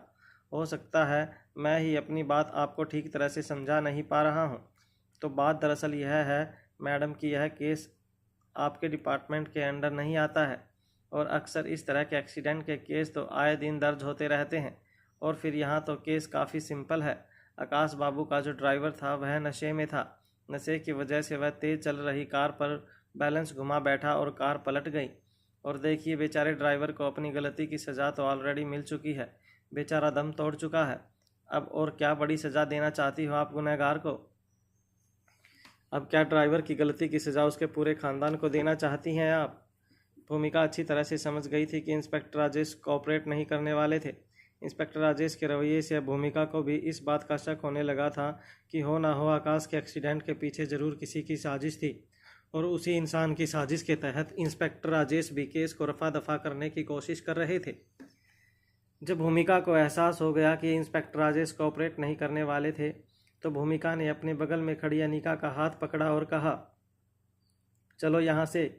मुझे लगता है इंस्पेक्टर राजेश यह भूल गए हैं कि भले ही यह मेरा डिपार्टमेंट नहीं है और ना ही यह केस मेरे अंडर में है, मगर एक पब्लिक सर्वेंट होने के नाते आप भी एक बात भूल रहे हैं कि फैसला सुनाना यह कोर्ट का काम होता है और इस केस से जुड़े होने के नाते कोर्ट में आपको भी बुलाया जाएगा, आपसे भी सवाल जवाब किए जाएंगे और अगर इस एक्सीडेंट के पीछे किसी का भी हाथ हुआ तो जानबूझकर इस केस को मोड़ने की कोशिश के जुर्म में आपके साथ क्या हो सकता है, यह बात भी आप अच्छी तरह से जानते हैं। इंस्पेक्टर राजेश भूमिका की बात सुनने के बावजूद बड़े ही आराम से अपने मुंह में रखा पान चबाते हुए मुस्कुराकर भूमिका को देख रहे थे। भूमिका जान चुकी थी कि इंस्पेक्टर राजेश एक निहायती करप्ट और काफ़ी मोटी चमड़ी के इंसान थे, इसलिए अब वहाँ ज़्यादा रुकने का कोई फ़ायदा नहीं था। भूमिका ने अनिका का हाथ पकड़ा और सीधे अनिका को पुलिस स्टेशन से बाहर ले गई। अपनी कार में बैठते ही भूमिका ने अनिका से कहा, देखो, सीसीटीवी फुटेज देखने के लिए हमें लीगल तरीके से तो एक्सेस नहीं मिल सकता। मैं इस वक्त ऑफिशियली छुट्टी पर हूँ, इसलिए स्पेशल डिपार्टमेंट के ऑर्डर का इस्तेमाल करके अगर कोई भी एक्शन लेती हूँ तो मेरी नौकरी खतरे में पड़ सकती है। हमारे पास इस सीसीटीवी फुटेज को देखने का सिर्फ एक ही रास्ता है। अनिका खुद भी हैरान होकर भूमिका को देखती रही। अनिका जानना चाहती थी कि ऐसा कौन सा रास्ता था जिससे सीसीटीवी फुटेज को देखा जा सकता था। अपनी कार को पुलिस स्टेशन से कुछ दूर ले जाने के बाद भूमिका ने अनिका से कहा, देखो, मैं अच्छी तरह से जानती हूँ कि तुम इस दुनिया की सबसे बेहतरीन हैकरों में से एक हो और तुम बड़ी ही आसानी से ट्रैफिक अथॉरिटी के सिस्टम को हैक करके सीसीटीवी फुटेज देख सकती हो। ऐसा करना तुम्हारे लिए काफ़ी आसान है। अनिका खुद भी जानती थी कि वह बड़ी ही आसानी से ट्रैफिक अथॉरिटी के सिस्टम को हैक करके सीसीटीवी फुटेज देख सकती थी, मगर अनिका यह नहीं जानती थी कि उसे ऐसा करना चाहिए या नहीं। अगर अनिका से एक छोटी सी गलती भी होती है तो पूरा का पूरा सिस्टम ठप पड़ सकता है और अगर ऐसा हुआ तो ट्रैफिक अथॉरिटी को भारी नुकसान उठाना पड़ सकता है। अनिका को कन्फ्यूजन में देखकर भूमिका ने अनिका से कहा, देखो, मैं अच्छी तरह से जानती हूँ कि तुम क्या सोच रही हो, मगर मुझे तुम पर पूरा भरोसा है। तुम एक जीनियस हो। मुझे पूरा विश्वास है कि तुम अपना काम बारीकी से करना अच्छी तरह से जानती हो। किसी को कुछ नुकसान नहीं होगा। बस किसी तरह मैं एक बार आकाश के एक्सीडेंट की फुटेज देख सकूं तो हमें पता चल सकता है कि आखिर आकाश के एक्सीडेंट के पीछे क्या राज छिपा है। खुद अनीका भी यह जानना चाहती थी कि आखिर आकाश के एक्सीडेंट के पीछे क्या राज था। अगर आकाश का एक्सीडेंट किसी की साजिश थी तो अनीका जल्द से जल्द आकाश के कातिलों तक पहुंचना चाहती थी। जैसे ही अनीका की नज़रों के सामने आकाश का जख्मी चेहरा फिर से नजर आने लगा, अनीका ने अपने मोबाइल में ट्रैफिक अथॉरिटी की साइट खोली और बड़े ही ध्यान से कुछ टाइप करने लगी। भूमिका भी यह बात अच्छी तरह से जानती थी कि यह काम पूरा होने में काफ़ी वक्त लग सकता था। ट्रैफिक अथॉरिटी के सिस्टम को कोई हैक ना कर सके, इसलिए कई तरह के साइबर सिक्योरिटी एक्सपर्ट 24 घंटे सिस्टम से चोरों को बचाने के लिए ड्यूटी पर रहते थे। अनीका के लिए सिस्टम को हैक करना आसान नहीं होने वाला था, मगर भूमिका अच्छी तरह से जानती थी कि चाहे काम कितना भी मुश्किल क्यों न हो, अनीका के लिए कोई काम इम्पॉसिबल नहीं था। भूमिका बड़ी ही शांति से अनीका को अपने मोबाइल फ़ोन पर काम करते हुए देखती रही। 1 घंटे के ऊपर वक्त बीत चुका था, मगर अनीका को अभी भी ट्रैफिक अथॉरिटी के सिस्टम को हैक करने में कामयाबी नहीं मिली थी। अनीका बड़े ही ध्यान से अपने मोबाइल स्क्रीन पर कुछ पढ़ने के बाद टाइप कर रही थी कि तभी अचानक अनीका के मोबाइल फ़ोन पर उस नर्स का नंबर फ्लैश होने लगा जो श्रेया की देखरेख करती थी। उस नर्स का नंबर देखते ही अनीका ने जल्दी से कॉल रिसीव किया, मगर कॉल कनेक्ट होते ही अनीका के कानों पर नर्स की नहीं बल्कि श्रेया की आवाज़ पड़ी। श्रेया ने तेज़ सांसें लेते हुए अनीका से कहा, क्या छुपा रही हो तुम मुझसे? अनीका, यह मैं क्या सुन रही हूँ आकाश के बारे में? श्रेया की बात सुनकर अनीका स्तब्ध रह गई। श्रेया का सवाल सुनकर अनीका के होश उड़ गए। वह समझ नहीं पा रही थी कि आखिर आकाश की मौत के बारे में श्रेया को कैसे पता चला था। अनीका का दिमाग जैसे बिल्कुल सुन पड़ चुका था।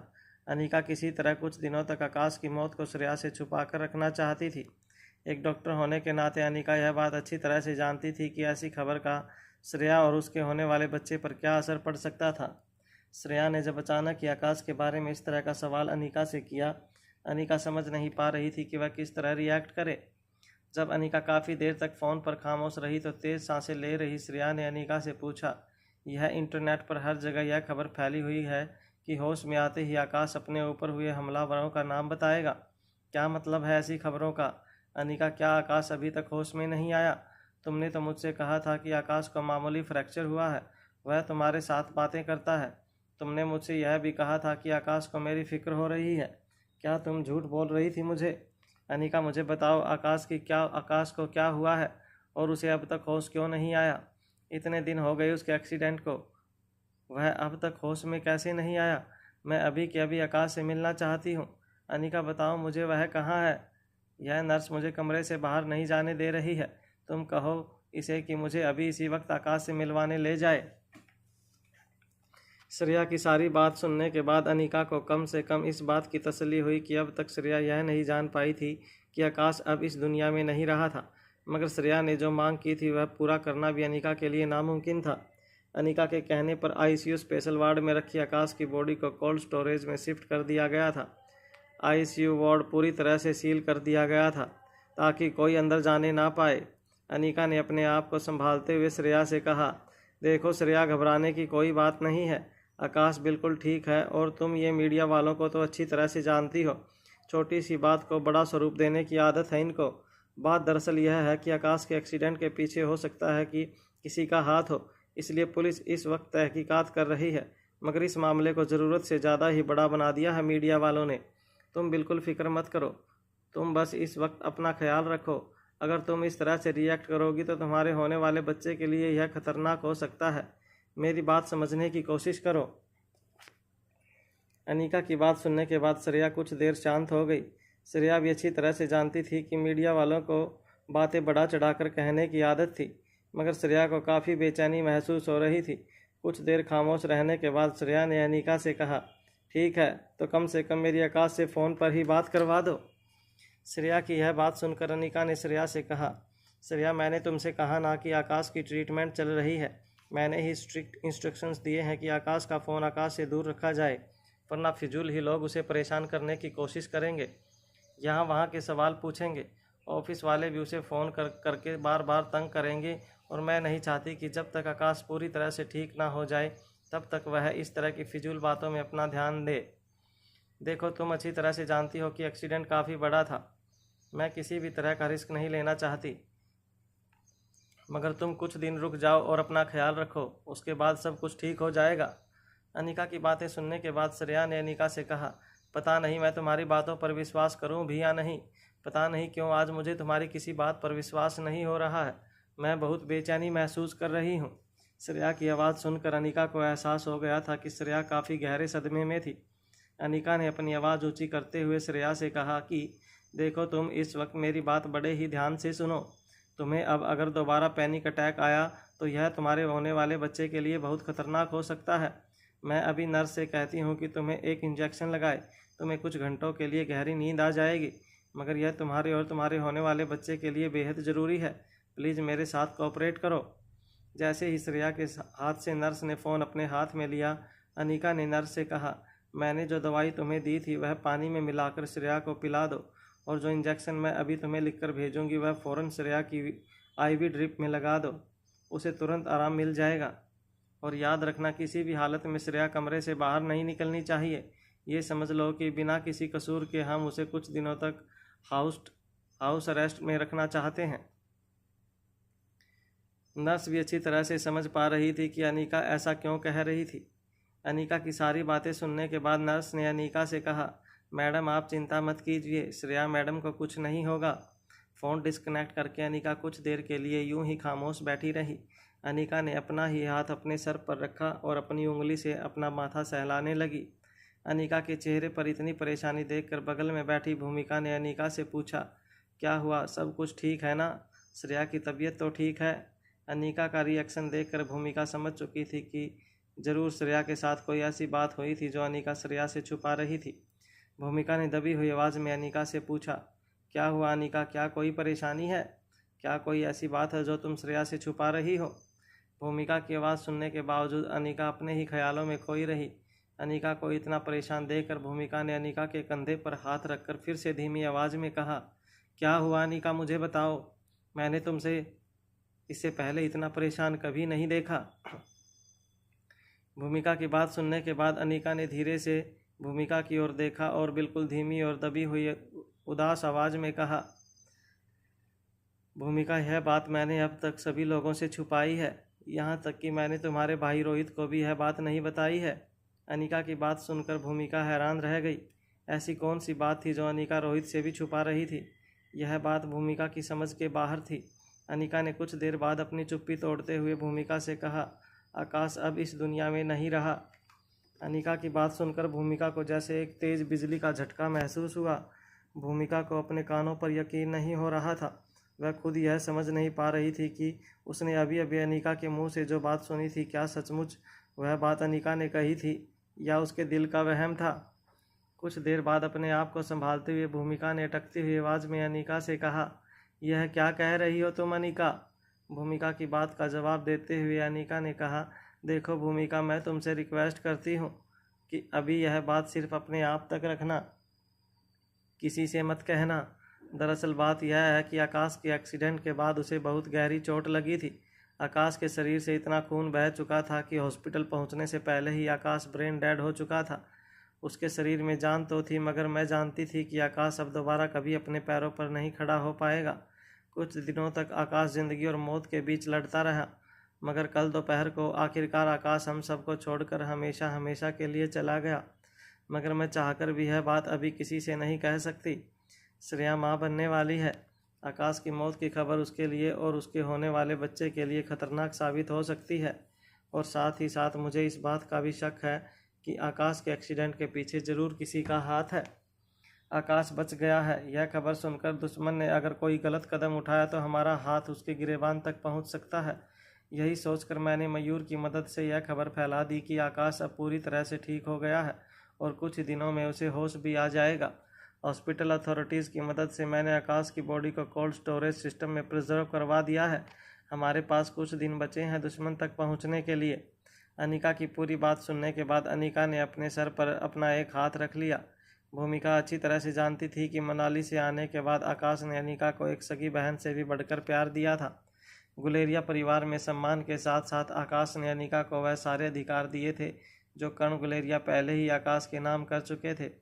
कुछ देर तक अपने मन ही मन कुछ सोचने के बाद भूमिका ने नम आंखों से अनिका की ओर देखा और कहा, तुम बिल्कुल फिक्र मत करो, जब तक हम आकाश के कातिलों को ढूंढ नहीं लेते मैं यह बात अपने तक ही रखूंगी। अनिका का मायूस और उदास चेहरा देखने के बाद भूमिका समझ गई थी कि अनिका इस वक्त कितने बड़े इमोशनल स्टेज से गुजर रही थी। एक तरफ आकाश की मौत और दूसरी तरफ श्रेया की ऐसी हालत में श्रेया को संभालना अनिका के लिए आसान नहीं होने वाला था।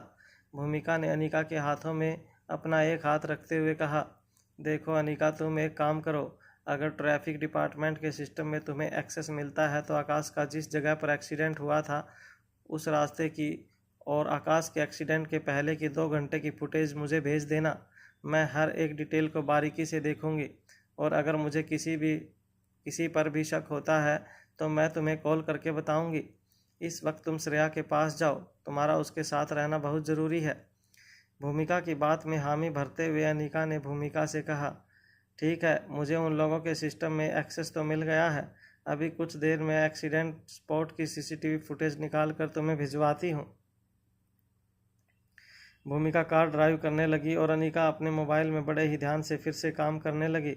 कुछ देर बाद अनिका ने भूमिका से कहा, मैंने तुम्हारे ईमेल आईडी पर लिंक भेज दी है, लगभग 8 घंटे की फुटेज है जो तुम्हें चेक करनी है।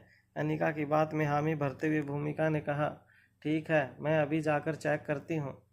जैसे ही भूमिका की कार लाइफ केयर हॉस्पिटल के पास पहुँची, अचानक ही अनिका ने भूमिका से कहा, एक काम करो, पहले मुझे गुलेरिया हाउस ले चलो, मैं एक बार पापा से मिलना चाहती हूँ। अनिका की बात सुनते ही भूमिका ने तुरंत यू टर्न ले लिया और गाड़ी सीधे गुलेरिया हाउस की ओर ले गई। गुलेरिया हाउस पहुँचने के बाद भूमिका ने अनिका को गुलेरिया हाउस के गेट पर ड्रॉप कर दिया और गाड़ी का शीशा नीचा करते हुए अनिका से कहा, मैं यह फुटेज कार में बैठकर भी देख सकती हूँ। क्या तुम वापस लाइफ केयर हॉस्पिटल जाना चाहती हो? मैं तुम्हारे लिए यहीं रुक सकती हूँ, फिर तुम्हें ड्रॉप कर दूँगी।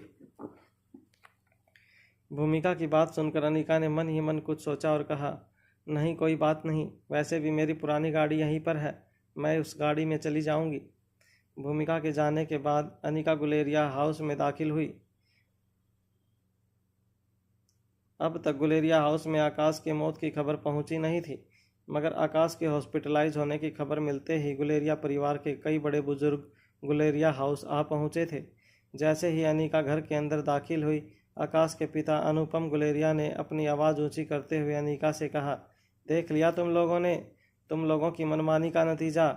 मैं और आकाश की माँ ने पहले ही फ़ोन किया था कि इस तरह बिना सोचे समझे किसी भी लड़की के हाथ में आकाश का हाथ सौंपने की कोई ज़रूरत नहीं है, मगर तुम लोगों ने हमारी एक बात नहीं मानी। तुमने और करण ने मिलकर आकाश की शादी उस गुंडे की बेटी से करवा दी और अब देखो नतीजा हम सबको भुगतना पड़ रहा है। और सबसे ज़्यादा अगर किसी को भुगतना पड़ रहा है तो वह है मेरे बेटे आकाश को। आकाश के बायोलॉजिकल पिता अनुपम की बात सुनकर अनिका ने अपनी आवाज़ तेज करते हुए कहा, यह आप कैसी बातें कर रहे हैं? इसमें श्रेया का क्या कसूर है? इससे पहले कि अनिका के बात का जवाब आकाश के पिता अनुपम दे पाते, आकाश की माँ चारू ने अनुपम को पीछे धकेलते हुए अनिका के पास आकर कहा, तुम क्या हमें बेवकूफ़ समझती हो? क्या हम नहीं जानते हमारे बेटे के साथ क्या हुआ है? तुम लोगों ने भले ही हमारा बेटा हमसे छीन लिया हो, मगर एक माँ बाप के होने के नाते हमने अपने बेटे के बारे में खबर रखना बंद नहीं कर दिया था। हम अच्छी तरह से जानते हैं कि यह कोई मामूली एक्सीडेंट नहीं है। ज़रूर श्रेया के उस गुंडे बाप से बदला लेने के लिए उनके किसी दुश्मन ने आकाश पर हमला करवाया है। अनिका ने इस पूरी बात को इस नज़रिए से सोचा ही नहीं था। चारू गुलेरिया की बात सुनकर अनिका हैरान रह गई। गुलेरिया परिवार के बाकी सदस्य अभी चारू गुलेरिया की यह बात सुनकर हैरान होकर एक दूसरे को देखने लगे। अनिका अच्छी तरह से जानती थी कि कैलाश अधिकारी पिछले कई सालों से स्पेशल डिपार्टमेंट के ही अंडर कवर एजेंट रहते हुए अंडरवर्ल्ड में काम करते थे और धीरे धीरे यह बात सभी लोग जान चुके थे कि कैलाश अधिकारी ने दिल्ली पहुंचने के बाद कुछ वक्त जेल की सलाखों के पीछे भी गुजारे थे। अनिका के पास इस वक्त हर बात सभी लोगों को समझाने का ना तो वक्त था और ना ही अनिका उस मूड में थी। अनिका ने चारू की बात का जवाब देते हुए कहा, देखिए, कुछ ऐसा भी नहीं है। कैलाश अधिकारी का इस एक्सीडेंट के साथ कोई लेना देना नहीं है। वह पिछले कई वक्त से देश से बाहर हैं। अनिका की बात पूरी होते ही चारू ने कहा, देखो अनिका, तुम इस घर की सबसे बड़ी बेटी हो और बड़े होने का मतलब यह होता है कि अपने से छोटों को संभाल कर रखे, और अगर वह कोई गलती करते हैं तो उन्हें वह गलती करने से रोके। अगर तुम सचमुच आकाश को अपना सगा भाई मानती हो तो उस लड़की श्रेया को आकाश से दूर कर दो, इतना दूर कर दो कि उस लड़की का साया भी आकाश पर पड़ने ना पाए। अनिका अच्छी तरह से जानती थी कि आकाश श्रेया से अब इतना दूर चला गया था कि चाहकर भी श्रेया कभी आकाश तक नहीं पहुंच पाएगी। धीरे धीरे चारू की बात सुनकर अनिका की आंखें नम होने लगी थी। इससे पहले कि वह अपने इमोशंस पर कंट्रोल खो बैठे और सबके सामने उसके आंसू बहने लगे, अनिका ने आसपास खड़े घर के नौकरों से पूछा, पापा कहाँ हैं? तभी एक पुराने वफादार नौकर ने अनिका की ओर अपने कदम बढ़ाते हुए कहा, बड़े साहब ने अपने आप को कमरे में बंद कर लिया है। हमने कई बार दरवाज़ा खटखटाकर उनसे रिक्वेस्ट की कि वह दरवाज़ा खोलें ताकि हम उन्हें खाना दे सकें, मगर कई घंटे बीत चुके हैं। मालिक ने ना तो दरवाज़ा खोला है और ना ही खाने का एक निवाला अपने मुंह में डाला है। मेरे ख्याल से मालिक ने जिद पकड़ ली है कि जब तक आकाश घर वापस नहीं लौटते वह इसी तरह अपने आप को कैद करके रखेंगे। नौकर की बात सुनकर अनिका चौंक गई। अनिका अच्छी तरह से जानती थी कि आकाश कभी लौटकर वापस नहीं आने वाला था। नौकर की बात सुनते ही अनिका लिफ्ट के जरिए सीधे टॉप फ्लोर पर चली गई जहां करण का कमरा था। कमरे के बाहर पहुंचते ही अनिका ने एक दरवाज़ा खटखटाते हुए आवाज़ लगाकर कहा, पापा दरवाज़ा खोलिए, पापा मैं हूँ, प्लीज़ पापा दरवाज़ा खोलिए। अनिका बार बार दरवाज़ा खटखटाती रही मगर अंदर से ना तो कोई आवाज़ आई और ना ही करण ने दरवाज़ा खोला। घर के कुछ नौकर भी अनिका के पीछे खड़े दरवाज़ा खुलने का इंतज़ार कर रहे थे। एक नौकर के हाथ में एक ट्रे थी जिसमें जूस और कुछ बिस्किट रखे थे। अनिका बार बार दरवाजे पर नॉक करती रही। लगभग 10 मिनट तक दरवाज़ा खटखटाने के बाद कर्ण ने धीरे से दरवाज़ा खोला। जब कर्ण ने अनिका को अपने सामने देखा तो बस नज़रें झुकाकर वह फिर से अपने कमरे के अंदर चले गए। अनिका ने नौकर के हाथ से जूस का गिलास लिया और कर्ण के पीछे दरवाज़ा खोलकर कमरे में चली गई। अनिका ने पीछे से दरवाज़ा बंद कर दिया। अनिका नहीं चाहती थी कि कर्ण और अनिका के बीच में होने वाली बातें और कोई सुने। आकाश की मौत के राज को वह इतनी जल्दी नहीं खोल सकती थी। कर्ण कमरे के एक कोने में रखी कुर्सी पर अपने सर पर हाथ रखकर बैठ गए। अनिका के समझ में नहीं आ रहा था कि वह किस तरह कर्ण को हिम्मत देती। आकाश की मौत ने कर्ण को अंदर से तोड़ दिया था। वह कर्ण जो मौत के मुंह से बाहर निकले थे और फिर से अपने पैरों पर खड़े होकर एक नॉर्मल सी ज़िंदगी गुजारने लगे थे। कर्ण को देखकर ऐसा लग रहा था जैसे फिर से उन्होंने जीने की वजह खो दी थी। अनिका यह भी अच्छी तरह से जानती थी कि अगर कर्ण ने ज़्यादा देर तक आंसू नहीं बहाए और आकाश की मौत के सदमे को अपनी आंखों से छलकने नहीं दिया तो यह उनके लिए भी जानलेवा साबित हो सकता था। अनिका के लिए अब यह बहुत ज़रूरी हो गया था कि वह किसी भी तरह कर्ण को अपना मानसिक आघात बाहर निकालने पर मजबूर करे। अनिका ने कर्ण के कंधे पर हाथ रखते हुए कहा, पापा प्लीज़ आप थोड़ा सा जूस पी लीजिए, आपके लिए बेहद ज़रूरी है। पिछले कई घंटे से आपने ना तो कुछ खाया है और ना ही कुछ पिया है। कर्ण बिना कुछ रिएक्ट किए अपने सर पर हाथ रखकर अपनी जगह पर बैठे रहे। अनिका ने जूस का गिलास कर्ण के सामने पड़ी टीपॉय पर रखते हुए कर्ण से कहा, देखिए पापा, मैं यह अच्छी तरह से जानती हूँ कि जो हुआ है उससे आपको कितनी तकलीफ़ पहुँची है। मेरा यकीन मानिए, आकाश की मौत को बर्दाश्त करना मेरे लिए भी आसान नहीं है, मगर इस वक्त हमें हिम्मत से काम लेना ही होगा। एक वक्त ऐसा था जब आपने जीने की सारी उम्मीदें छोड़ दी थी और आकाश ने आपकी सारी जिम्मेदारियां बेहद कम उम्र में अपने कंधों पर उठा ली थी। याद कीजिए पापा, आप ही ने मुझसे कहा था कि अगर आकाश ना होता तो शायद गुलेरिया ग्रुप ऑफ इंडस्ट्रीज़ को आज आप इस मुकाम पर ना देख पाते। मुझे याद है कि जब पहली बार मैंने आपको पापा कहकर पुकारा था तब आप ही ने आकाश से कहा था कि वह भी आपको पापा कहकर पुकारे, क्योंकि आपने जब जीने की सारी उम्मीदें छोड़ दी थी तब एक आकाश की ही आंखें थी जिसे देखकर आप सांस ले रहे थे। आकाश ने अपनी सारी जिम्मेदारियां बखूबी निभाई थी। कुदरत ने आज ज़रूर आकाश को हमसे छीन लिया है, मगर आकाश की बची हुई जिम्मेदारियां अब हमें निभानी होंगी, बिल्कुल उसी तरह जिस तरह आकाश आज तक अपनी सारी जिम्मेदारियां निभा रहा था। अनिका की बातें धीरे धीरे कर्ण के मन पर असर कर रही थी। कर्ण की आंखें धीरे धीरे नम होने लगी थी। अनिका ने कर्ण की पीठ पर हाथ रखते हुए कहा, पापा, ज़िंदगी में आपने ऐसे कई बेटे देखे हैं जो बाप के मर जाने के बाद बाप की सारी जिम्मेदारियां बखूबी निभाते हैं, लेकिन अगर वक्त से पहले बेटे को संसार छोड़कर जाना पड़े तो क्या उसकी सारी बची हुई जिम्मेदारियां निभाना एक बाप का फर्ज नहीं है? अनिका के मुंह से जैसे ही यह शब्द निकले, करण की आंखों से धार धार आंसू निकलने लगे। वह फूट फूट कर रोने लगे। कर्ण को इस तरह रोता हुआ देखकर अनिका भी अपनी आंखों से बहते हुए आंसुओं को नहीं रोक पाई। अनिका अच्छी तरह से जानती थी कि अपने शौक को मन ही मन नासूर बनने से पहले कर्ण को आंसुओं का सहारा लेकर अपनी अंदरूनी जख्मों को बाहर निकालना ही था। कुछ देर तक कर्ण के कमरे में सिर्फ कर्ण की सिसकियों की आवाज़ गूंजती रही। कुछ देर बाद अपना होश संभालते हुए कर्ण ने अनिका से कहा, मगर इतना याद रखना अनिका, मेरे बेटे को किसी ने जानबूझकर मुझसे अलग किया है तो वह भी जिंदा नहीं रह पाएगा।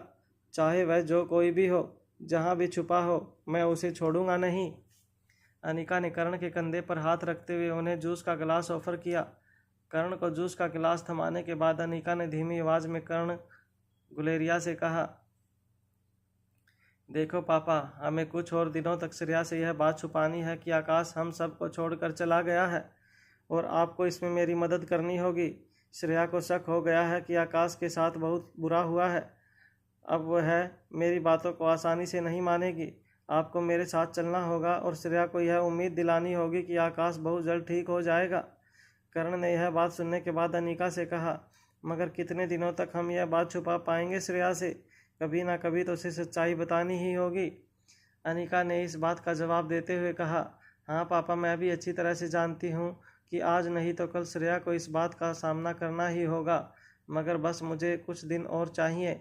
श्रेया के पेट में पल रहे बच्चे पर किसी भी तरह की आंच नहीं आनी चाहिए। मैं श्रेया की ट्रीटमेंट कर रही हूँ। आकाश के एक्सीडेंट की खबर सुनने के बाद काफ़ी देर तक श्रेया ने ना कुछ खाया ना कुछ पिया, जिसकी वजह से उसके शरीर में काफ़ी वीकनेस आ गई थी और उसी की वजह से श्रेया की प्रेगनेंसी में भी काफ़ी कॉम्प्लिकेशंस खड़े हो गए थे। मगर धीरे धीरे श्रेया का शरीर फिर से अपने बच्चे को पोषण देने के लायक हो जाएगा, मगर तब तक हमें इस बात को श्रेया से और दुनिया से छुपा कर रखना है। कुछ देर बाद अनिका कर्ण को लेकर कमरे से बाहर निकली। जैसे ही अनिका कर्ण को लेकर गुलेरिया हाउस के हॉल में पहुंची, सभी रिश्तेदार और आकाश के माता पिता तेजी से कर्ण की ओर आने लगे, मगर कर्ण ने सभी को इग्नोर कर दिया और अनिका के साथ घर के बाहर निकल गए। जैसे ही अनिका और कर्ण घर के बाहर गए, आकाश के माता पिता पीछे से जोर जोर से चिल्लाते हुए कहने लगे, अरे अजीब लोग हो तुम लोग, माँ बाप को अपने बेटे से मिलने से रोक रहे हो। वहाँ अस्पताल पहुँचे तो कोई हमें आकाश से मिलने नहीं दे रहा। यहाँ पर तुम लोग हमें जवाब नहीं दे रहे हो कि आखिर आकाश के साथ हुआ क्या है, वह कब तक ठीक हो जाएगा। अरे हम आकाश के माँ बाप हैं, याद रखना। अगर आकाश के साथ कुछ भी गलत हुआ तो हम लोग तुम्हें छोड़ेंगे नहीं। सबकी बातों को अनसुना करके अनिका और करण गाड़ी में बैठकर हॉस्पिटल के लिए रवाना हो गए। अस्पताल में श्रेया के कमरे के बाहर पहुंचते ही अनिका ने कर्ण को इशारे से अपने चेहरे की उदासी को कंट्रोल करने के लिए कहा। अनिका का इशारा मिलते ही कर्ण ने एक लंबी सांस ली और मुस्कुराते हुए श्रेया के कमरे के अंदर दाखिल हुए। कर्ण को देखते ही श्रेया अपने बिस्तर से उठने की कोशिश करने लगी। तभी श्रेया को आराम करने का इशारा करते हुए कर्ण ने कहा, अरे लेटी रहो बेटा,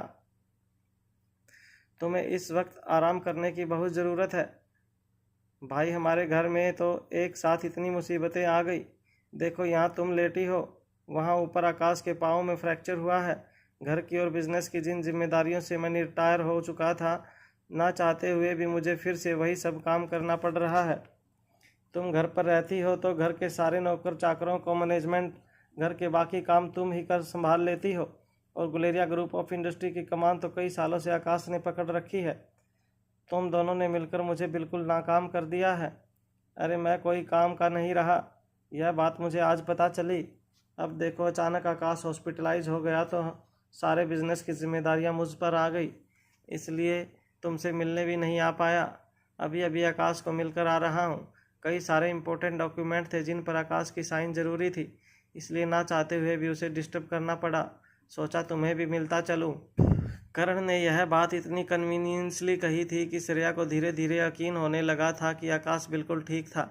अनिका अच्छी तरह से जानती थी कि श्रेया के मन में कहीं ना कहीं यह शक पैदा हो गया था कि आकाश के साथ कुछ गलत हुआ था, मगर कर्ण ने जिस तरह से पूरी बात रखी थी तो श्रेया के चेहरे की टेंशन एक ही सेकंड में गायब हो गई थी। श्रेया के चेहरे पर मुस्कान वापस लौट आई थी। श्रेया ने कर्ण से पूछा, पापा, क्या आप आकाश से मिले? क्या उसे बहुत चोट आई है? श्रेया की बात सुनते ही कर्ण ने कहा, चोट तो ज़्यादा लगी है, मगर तुम फिक्र मत करो, हमारा आकाश भी किसी फाइटर से कम थोड़ी है। कुछ ही दिनों में फिर से दौड़ता हुआ नजर आएगा और फिर तुम ही कहोगी, अरे कुछ देर तो आराम कर लो।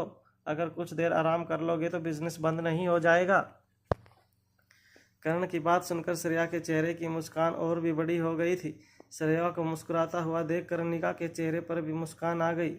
श्रेया ने अनिका की ओर देखकर कहा, थैंक गॉड, मैं तो काफ़ी डर गई थी तुम्हें कॉल लगाने के लिए। जब मैंने उस नर्स से मोबाइल मांगा तो मैंने सोचा अपना सोशल मीडिया अकाउंट भी एक बार चेक कर लूं, मगर जैसे ही मैंने अकाउंट में लॉगिन किया, आकाश के बारे में तरह तरह की खबरें पढ़कर मेरा जी घबराने लगा, इसलिए मैंने तुम्हें कॉल किया। श्रेया की बात सुनते ही अनिका ने कहा, अरे तुम भी कहाँ यह सोशल मीडिया के चक्कर में पड़ी हो। इन लोगों को तो काम ही है राई का पहाड़ बनाना, मगर ऐसे वक्त में सोशल मीडिया को अपने से दूर ही रखो, इसलिए मैंने आकाश के पास भी उसका मोबाइल नहीं रहने दिया। अब वक्त मिला है तुम दोनों को, घर की और बिजनेस की जिम्मेदारियों से तो कुछ वक्त के लिए ब्रेक लेकर आराम करो, फिर ऐसा मौका मिले ना मिले। अनिका की बात सुनते ही श्रेया ने कहा, नहीं नहीं, इस बार तो मैं आकाश से कह देने वाली हूँ कि हर हफ्ते कम से कम 2 छुट्टियाँ तो लेनी ही होंगी उसे। करण और अनिका भी श्रेया की इस बात पर मुस्कुराने लगे। तभी अचानक अनिका के मोबाइल फ़ोन पर भूमिका का मैसेज फ्लैश होने लगा, जिसमें लिखा था, एक्सीडेंट की फुटेज मिल गई है। जैसे ही अनिका ने भूमिका का मैसेज पढ़ा, अनिका ने करण और श्रेया की ओर देखकर कहा, एक्चुअली मुझे इस वक्त कहीं जाना होगा, एक पेशेंट है जिसे मुझे अर्जेंटली अटेंड करना होगा। आप लोग बातें कीजिए, पापा आप गाड़ी लेकर घर चले जाना, मैं आपसे बाद में मिलूंगी। करण अचानक ही अनिका को इस तरह से बर्ताव करता हुआ देखकर काफ़ी हैरान हो गए थे। करण अच्छी तरह से जानते थे कि अनिका आकाश के एक्सीडेंट को लेकर काफ़ी परेशान थी। करण जानना चाहते थे कि क्या अनिका को आकाश के एक्सीडेंट से रिलेटेड कोई बात पता चली थी, मगर इससे पहले कि करण अपनी जगह से उठकर अनिका के पास जा सके, अनिका अपने फ़ोन में कुछ टाइप करते हुए कमरे से बाहर निकल गई। कमरे से बाहर निकलते ही हॉस्पिटल कॉरिडोर में आगे बढ़ते हुए अनिका ने भूमिका को कॉल लगाया। कॉल कनेक्ट होते ही भूमिका ने अनिका से कहा, मैंने अच्छी तरह से वह फुटेज देख ली है। आकाश का जब एक्सीडेंट हुआ उससे पहले के 3 घंटे उस जगह पर क्या हुआ था वह सब कुछ देख चुकी हूँ, मगर मुझे कहीं कोई ऐसी चीज़ नहीं नज़र आई जिसे शक की नज़रों से देखा जा सके। भूमिका की बात सुनकर अनिका गहरी सोच में पड़ गई। भूमिका ने अपनी बात आगे बढ़ाते हुए कहा, अनिका मुझे लगता है बैलेंस खोने की वजह से ही गाड़ी के ड्राइवर ने अचानक स्टीयरिंग व्हील को मोड़ लिया होगा और तेज़ चल रही कार हाईवे पर पलट गई होगी। अनिका भूमिका की बात अच्छी तरह से सुन पा रही थी, मगर कहीं ना कहीं अनिका के मन में अभी भी वह बात घूम रही थी जो अनिका को इंस्पेक्टर राजेश ने कही थी।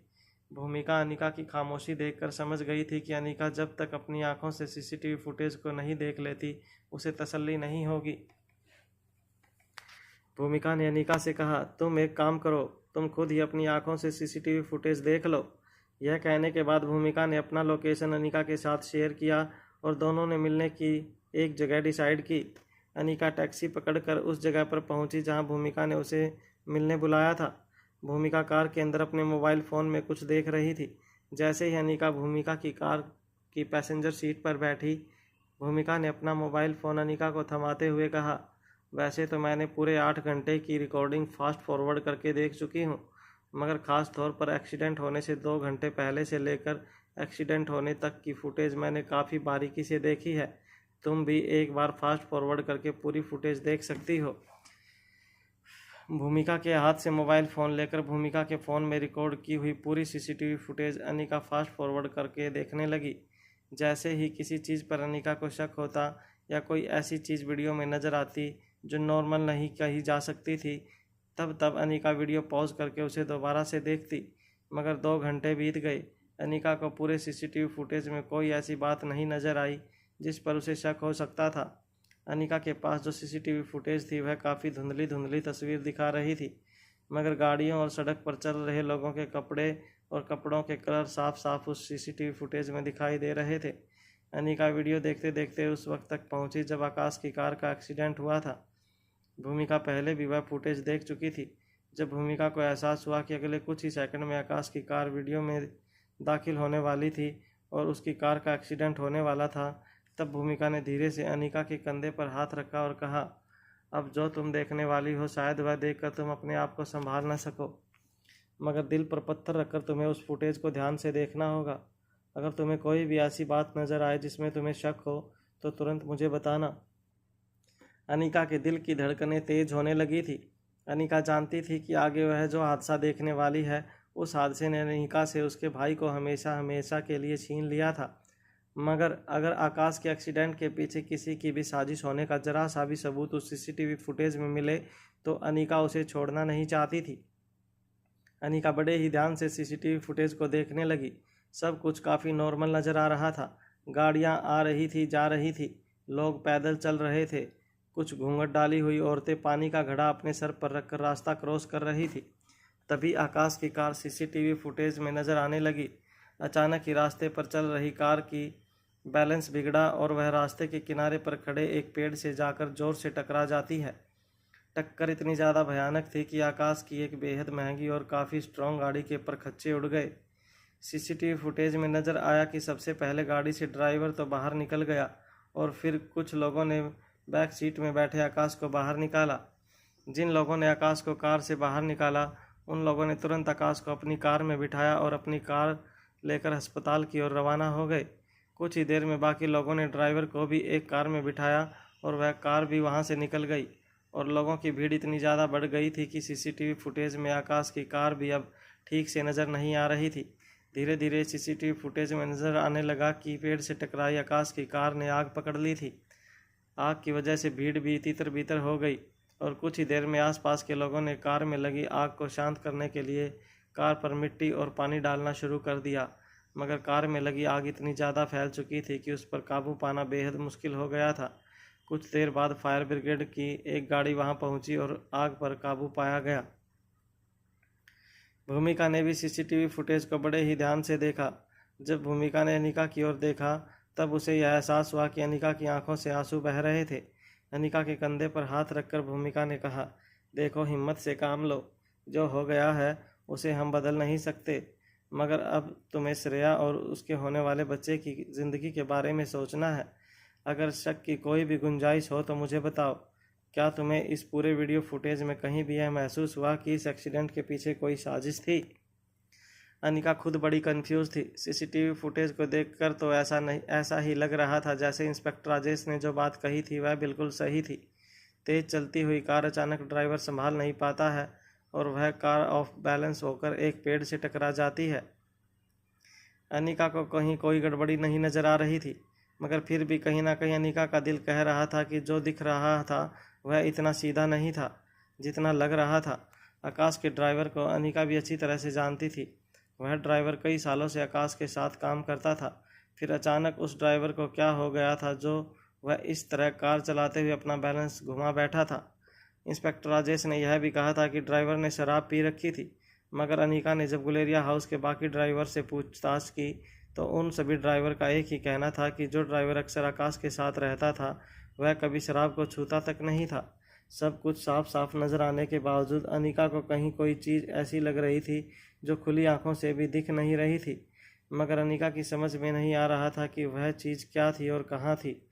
भूमिका और अनिका जहाँ मिले थे, अचानक ही उस रास्ते पर कई सारी वीआईपी गाड़ियों का एक बड़ा सा काफिला गुजरने लगा। अचानक ही योगराज के जयकारे के नारे लगाते हुए लोग अनिका और भूमिका की कार के पास से गुजरने लगे। इतना सारा हो हल्ला देखकर अनिका ने हैरान होकर भूमिका से पूछा, यह सब क्या हो रहा है? यह अचानक इतने लोग कहाँ जा रहे हैं? भूमिका ने स्टीयरिंग व्हील पर अपना एक हाथ रखते हुए कहा, अरे यहाँ से कुछ ही दूरी पर इंटरनेशनल स्टेडियम है जहाँ आज इस योगराज ने एक चैरिटी मैच ऑर्गेनाइज की है। मैंने सुना है कि देश विदेश के कई नामी गिरामी प्लेयर उस मैच में हिस्सा लेने वाले हैं। पूरा का पूरा स्टेडियम खचाखच भरा हुआ है। मेरे ख्याल से अब इस रास्ते से आगे जाना ठीक नहीं होगा। पूरा रास्ता ट्रैफिक से जाम हो गया होगा। भूमिका की बात सुनकर अनिका ने भूमिका से कहा, तुम मुझे यहीं छोड़ दो, मैं टैक्सी लेकर चली जाऊंगी। तुम पीछे के रास्ते से मारवा हाउस चली जाना। अनिका को सीसीटीवी फुटेज सौंपने के बाद भूमिका अपनी कार लेकर वहां से चली गई। भूमिका की कार से उतरने के बाद अनिका कुछ देर तक अपनी जगह पर खड़ी गहरी सोच में डूबी रही। अनिका की आंखों के सामने एक के बाद एक योगराज की पार्टी के कार्यकर्ता हाथों में योगराज की पार्टी का झंडा लेकर खुली जीप में स्टेडियम की ओर जा रहे थे। योगराज ने एक बहुत बड़ी चैरिटी मैच ऑर्गेनाइज की थी। भारत समेत कई और देश के काफ़ी प्लेयर स्टेडियम में जमा हुए थे। दिल्ली का स्टेडियम एडवांस में पैक हो चुका था। हर जगह क्रिकेट के फैंस का एक सैलाब दिखाई दे रहा था। मैच काफ़ी इंटरेस्टिंग पोजीशन में चल रहा था। क्योंकि मैच दो देशों के बीच नहीं हो रहा था, इसलिए दोनों ही टीमों को लगभग एक बराबर सपोर्ट मिल रहा था। क्रिकेट मैच तो दो टीमों के बीच में ग्राउंड में खेला जा रहा था, मगर इस स्टेडियम में एक बड़ी सी कांच की गैलरी में बैठा योगराज अपनी विरोधी पार्टी के आला नेताओं के साथ किसी और ही जंग में लगा हुआ था। स्टेडियम में हो रहे शोर का कोई असर उस गैलरी में बैठे नेताओं पर होता हुआ नहीं नजर आ रहा था। सफ़ेद कपड़े पहने हुए कई नामी गिरामी नेता योगराज के साथ किसी बड़ी बहस में जुटे हुए थे। योगराज ने अचानक ही अपना एक हाथ हवा में लहराते हुए उन सारे नेताओं को शांत करते हुए कहा, देखिए, आप लोग अच्छी तरह से जानते हैं कि मैंने जो मांग रखी है वह बिल्कुल जायज़ है। आप लोग इतने सालों तक शराफत का भेष बदल कर हमारी भोली भाली जनता को लूटते आ रहे हैं, मगर अब जनता आप लोगों का साथ नहीं देने वाली। लोग समझ चुके हैं कि उन्हें किसे वोट देना चाहिए और किसे नहीं, और अब आप लोगों के सामने है। आप चाहें तो स्टेडियम में अपनी नज़रें घुमाकर देख लीजिए। स्टेडियम के हर कोने में आपको मेरी पार्टी का झंडा और मेरे पोस्टर नज़र आएंगे। यह लोगों का प्यार है मेरे लिए। पिछले 3 इलेक्शन जीत चुका हूँ, आगे आने वाले इलेक्शंस भी मैं ही जीतूँगा। यह बात आप सब भी अच्छी तरह से जानते हैं। अब आला कमान से कहकर मेरी मांगों पर गौर कीजिए। मैं अपने सारे सपोर्टरों के साथ आपकी पार्टी ज्वाइन करने के लिए तैयार हूँ। योगराज के सामने बैठा एक वरिष्ठ नेता काफ़ी हैरान होकर योगराज से कहने लगा, देखो योगराज, ये तुम अपने सपोर्ट के बदले में सीधे चीफ मिनिस्टर की कुर्सी मांग रहे हो। यह सही नहीं है। अभी तुम्हारा तजुर्बा बहुत कम पॉलिटिक्स में। हाँ, हम जानते हैं कि यह मैच ऑर्गेनाइज करके तुमने सचमुच जादू कर दिया है, और हम यह भी जानते हैं कि यहाँ की युवा पीढ़ी तुम्हें कितना मानती है, मगर यह मत समझो कि हमारी आंखों पर पट्टियाँ लगी हैं।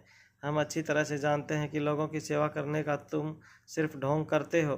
तुम्हारी असलियत जब इन लोगों के सामने बाहर आएगी, तब यही लोग तुम्हारा क्या हाल करेंगे, यह तुम सोच भी नहीं सकते।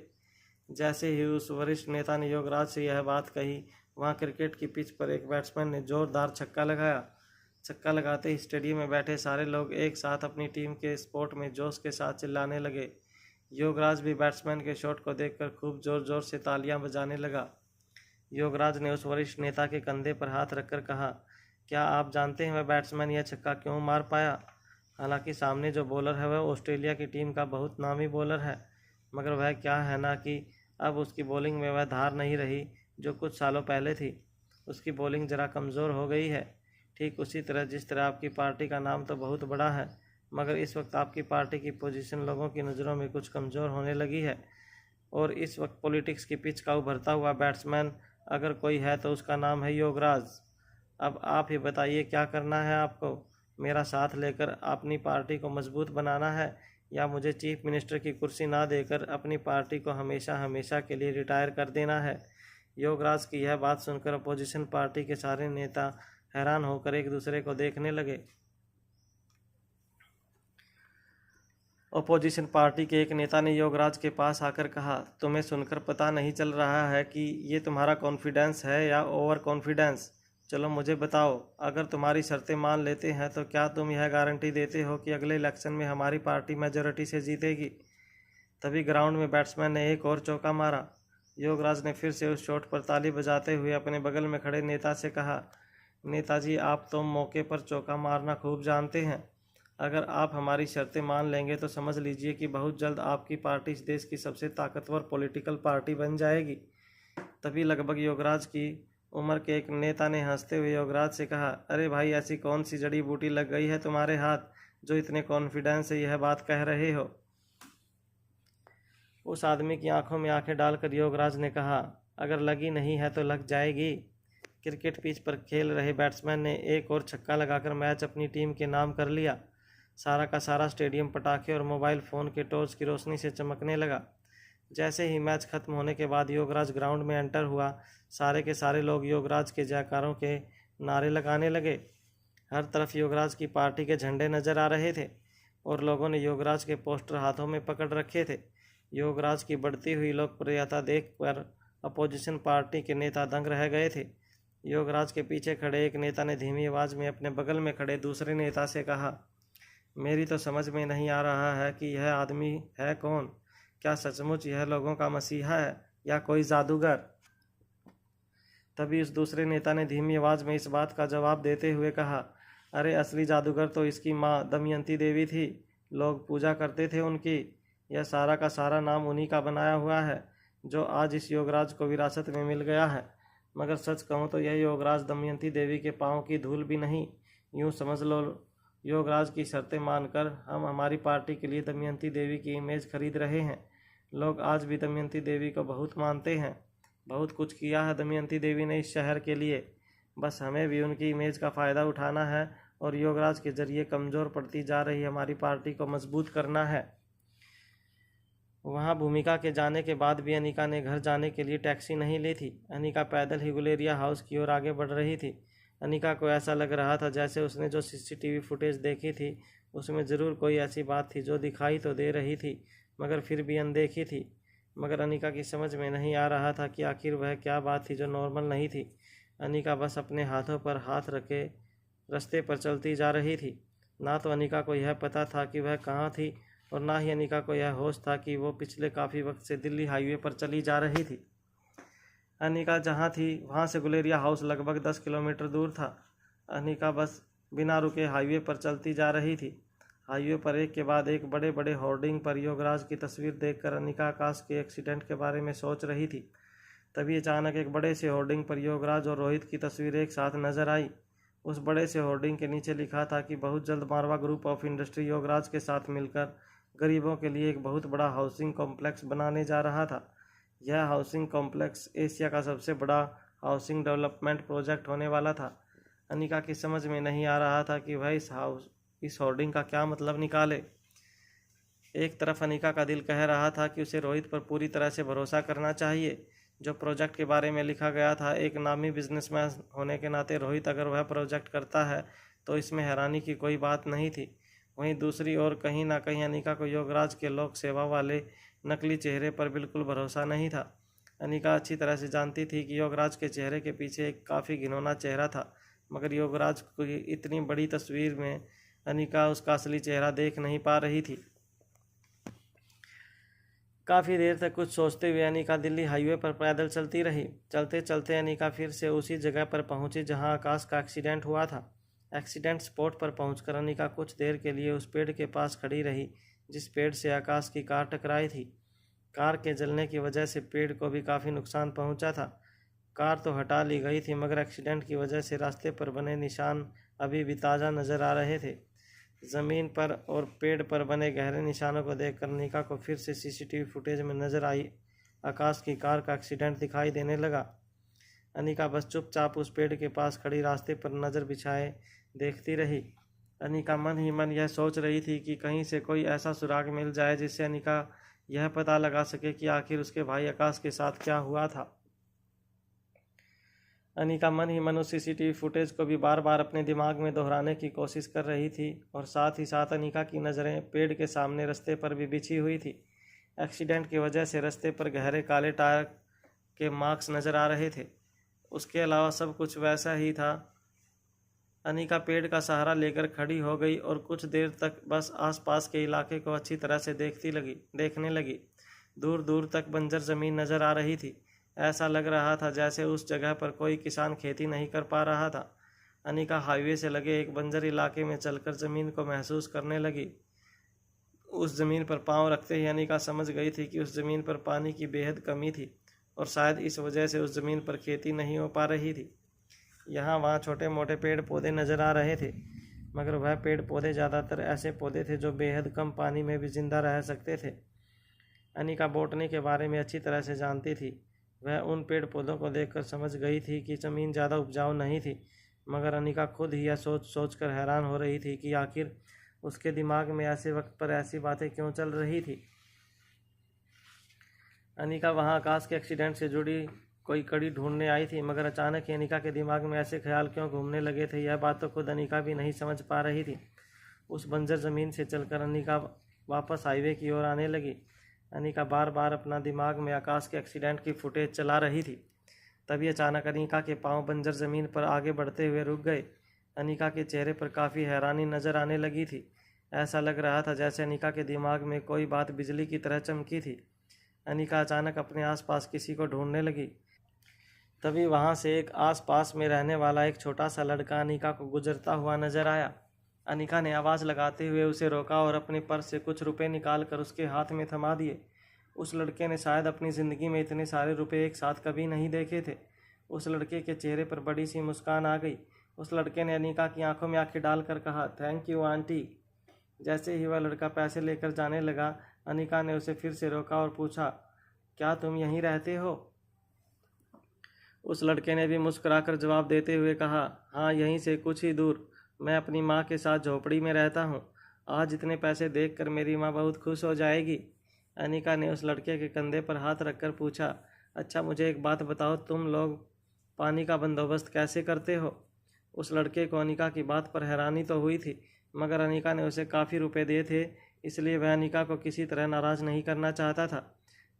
उस लड़के ने जवाब देते हुए कहा, हम जब जितने भी लोग झोपड़ियों में रहते हैं वहीं पर एक सरकारी नल है, वहीं से पानी भरा करते हैं। क्या है कि यहाँ आसपास ना तो कोई नदी है और ना तो कोई कुआं है। पानी के लिए हमें सरकारी नल पर ही निर्भर रहना पड़ता है। मगर मैडम, आप ऐसा क्यों पूछ रही हैं? क्या आपको प्यास लगी है? अगर आपको प्यास लगी है तो यहाँ से 1 किलोमीटर दूर एक दुकान है।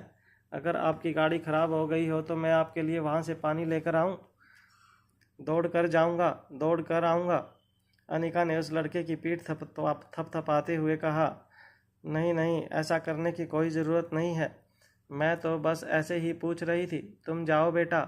अनिका के सवाल पर उस बच्चे को काफ़ी हैरानी तो हुई थी, मगर उसे अपने पैसे मिल गए थे। वह खुश होकर दौड़कर वहाँ से चला गया। अनिका अपने दोनों हाथ कमर पर रखकर गहरी सोच में डूब गई।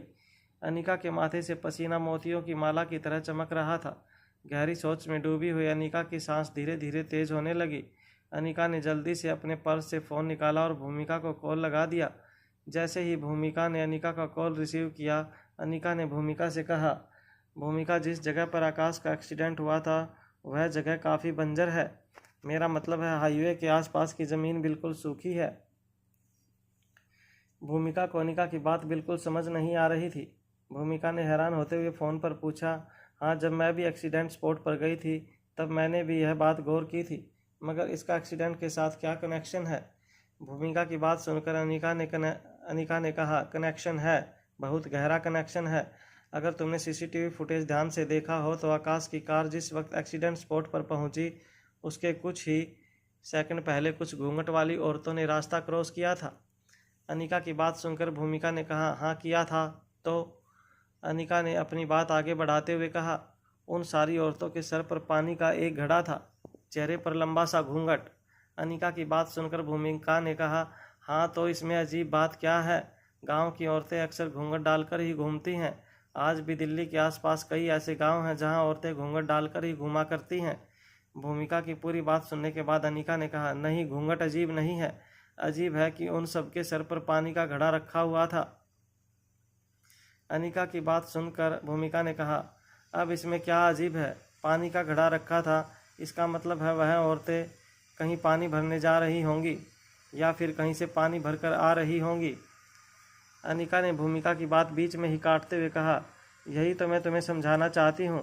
आसपास की पूरी ज़मीन सूखी है, बिल्कुल बंजर और बेजान होने के कारण यहाँ आसपास ना तो कोई नदी है और ना ही कोई कुआं है। यहाँ की झुग्गी झोपड़ियों में रहने वाले लोगों को पानी के लिए सरकारी नलों पर निर्भर रहना पड़ता है। यह मैंने अभी यहाँ के एक लोकल बच्चे से पूछा है। उसने भी यह बात कही मुझे कि यहाँ आसपास ना तो कोई कुआं है और ना तो कोई नदी या तालाब है। फिर वह औरतें सर पर पानी का घड़ा लेकर कहाँ जा रही थी या कहाँ से आ रही थी? अनिका की बात सुनकर भूमिका भी हैरान हो गई। भूमिका ने अनिका से पूछा, क्या तुम्हें लगता है कि उन घूंघट वाली औरतों को आकाश के एक्सीडेंट के साथ कोई कनेक्शन है? अनिका ने भूमिका से कहा, कनेक्शन है या नहीं यह देखने के लिए फिर से एक बार सीसीटीवी फुटेज को देखना होगा। भूमिका ने यह बात सुनते ही अनिका से कहा, मुझे लगा कि वह सीसीटीवी फुटेज कोई काम की नहीं है, इसलिए मैंने वह फुटेज एक पेन ड्राइव में डालकर वह पेन ड्राइव तुम्हें दे दी थी। हालांकि तुम्हारे फ़ोन में भी इस वक्त वह फुटेज मौजूद है। अनिका ने भूमिका से कहा, ठीक है, मैं फिर से एक बार वह फुटेज देखती हूँ और यह पता लगाने की कोशिश करती हूँ कि उन घूंघट वाली औरतों का आकाश के एक्सीडेंट के साथ कोई कनेक्शन है या नहीं।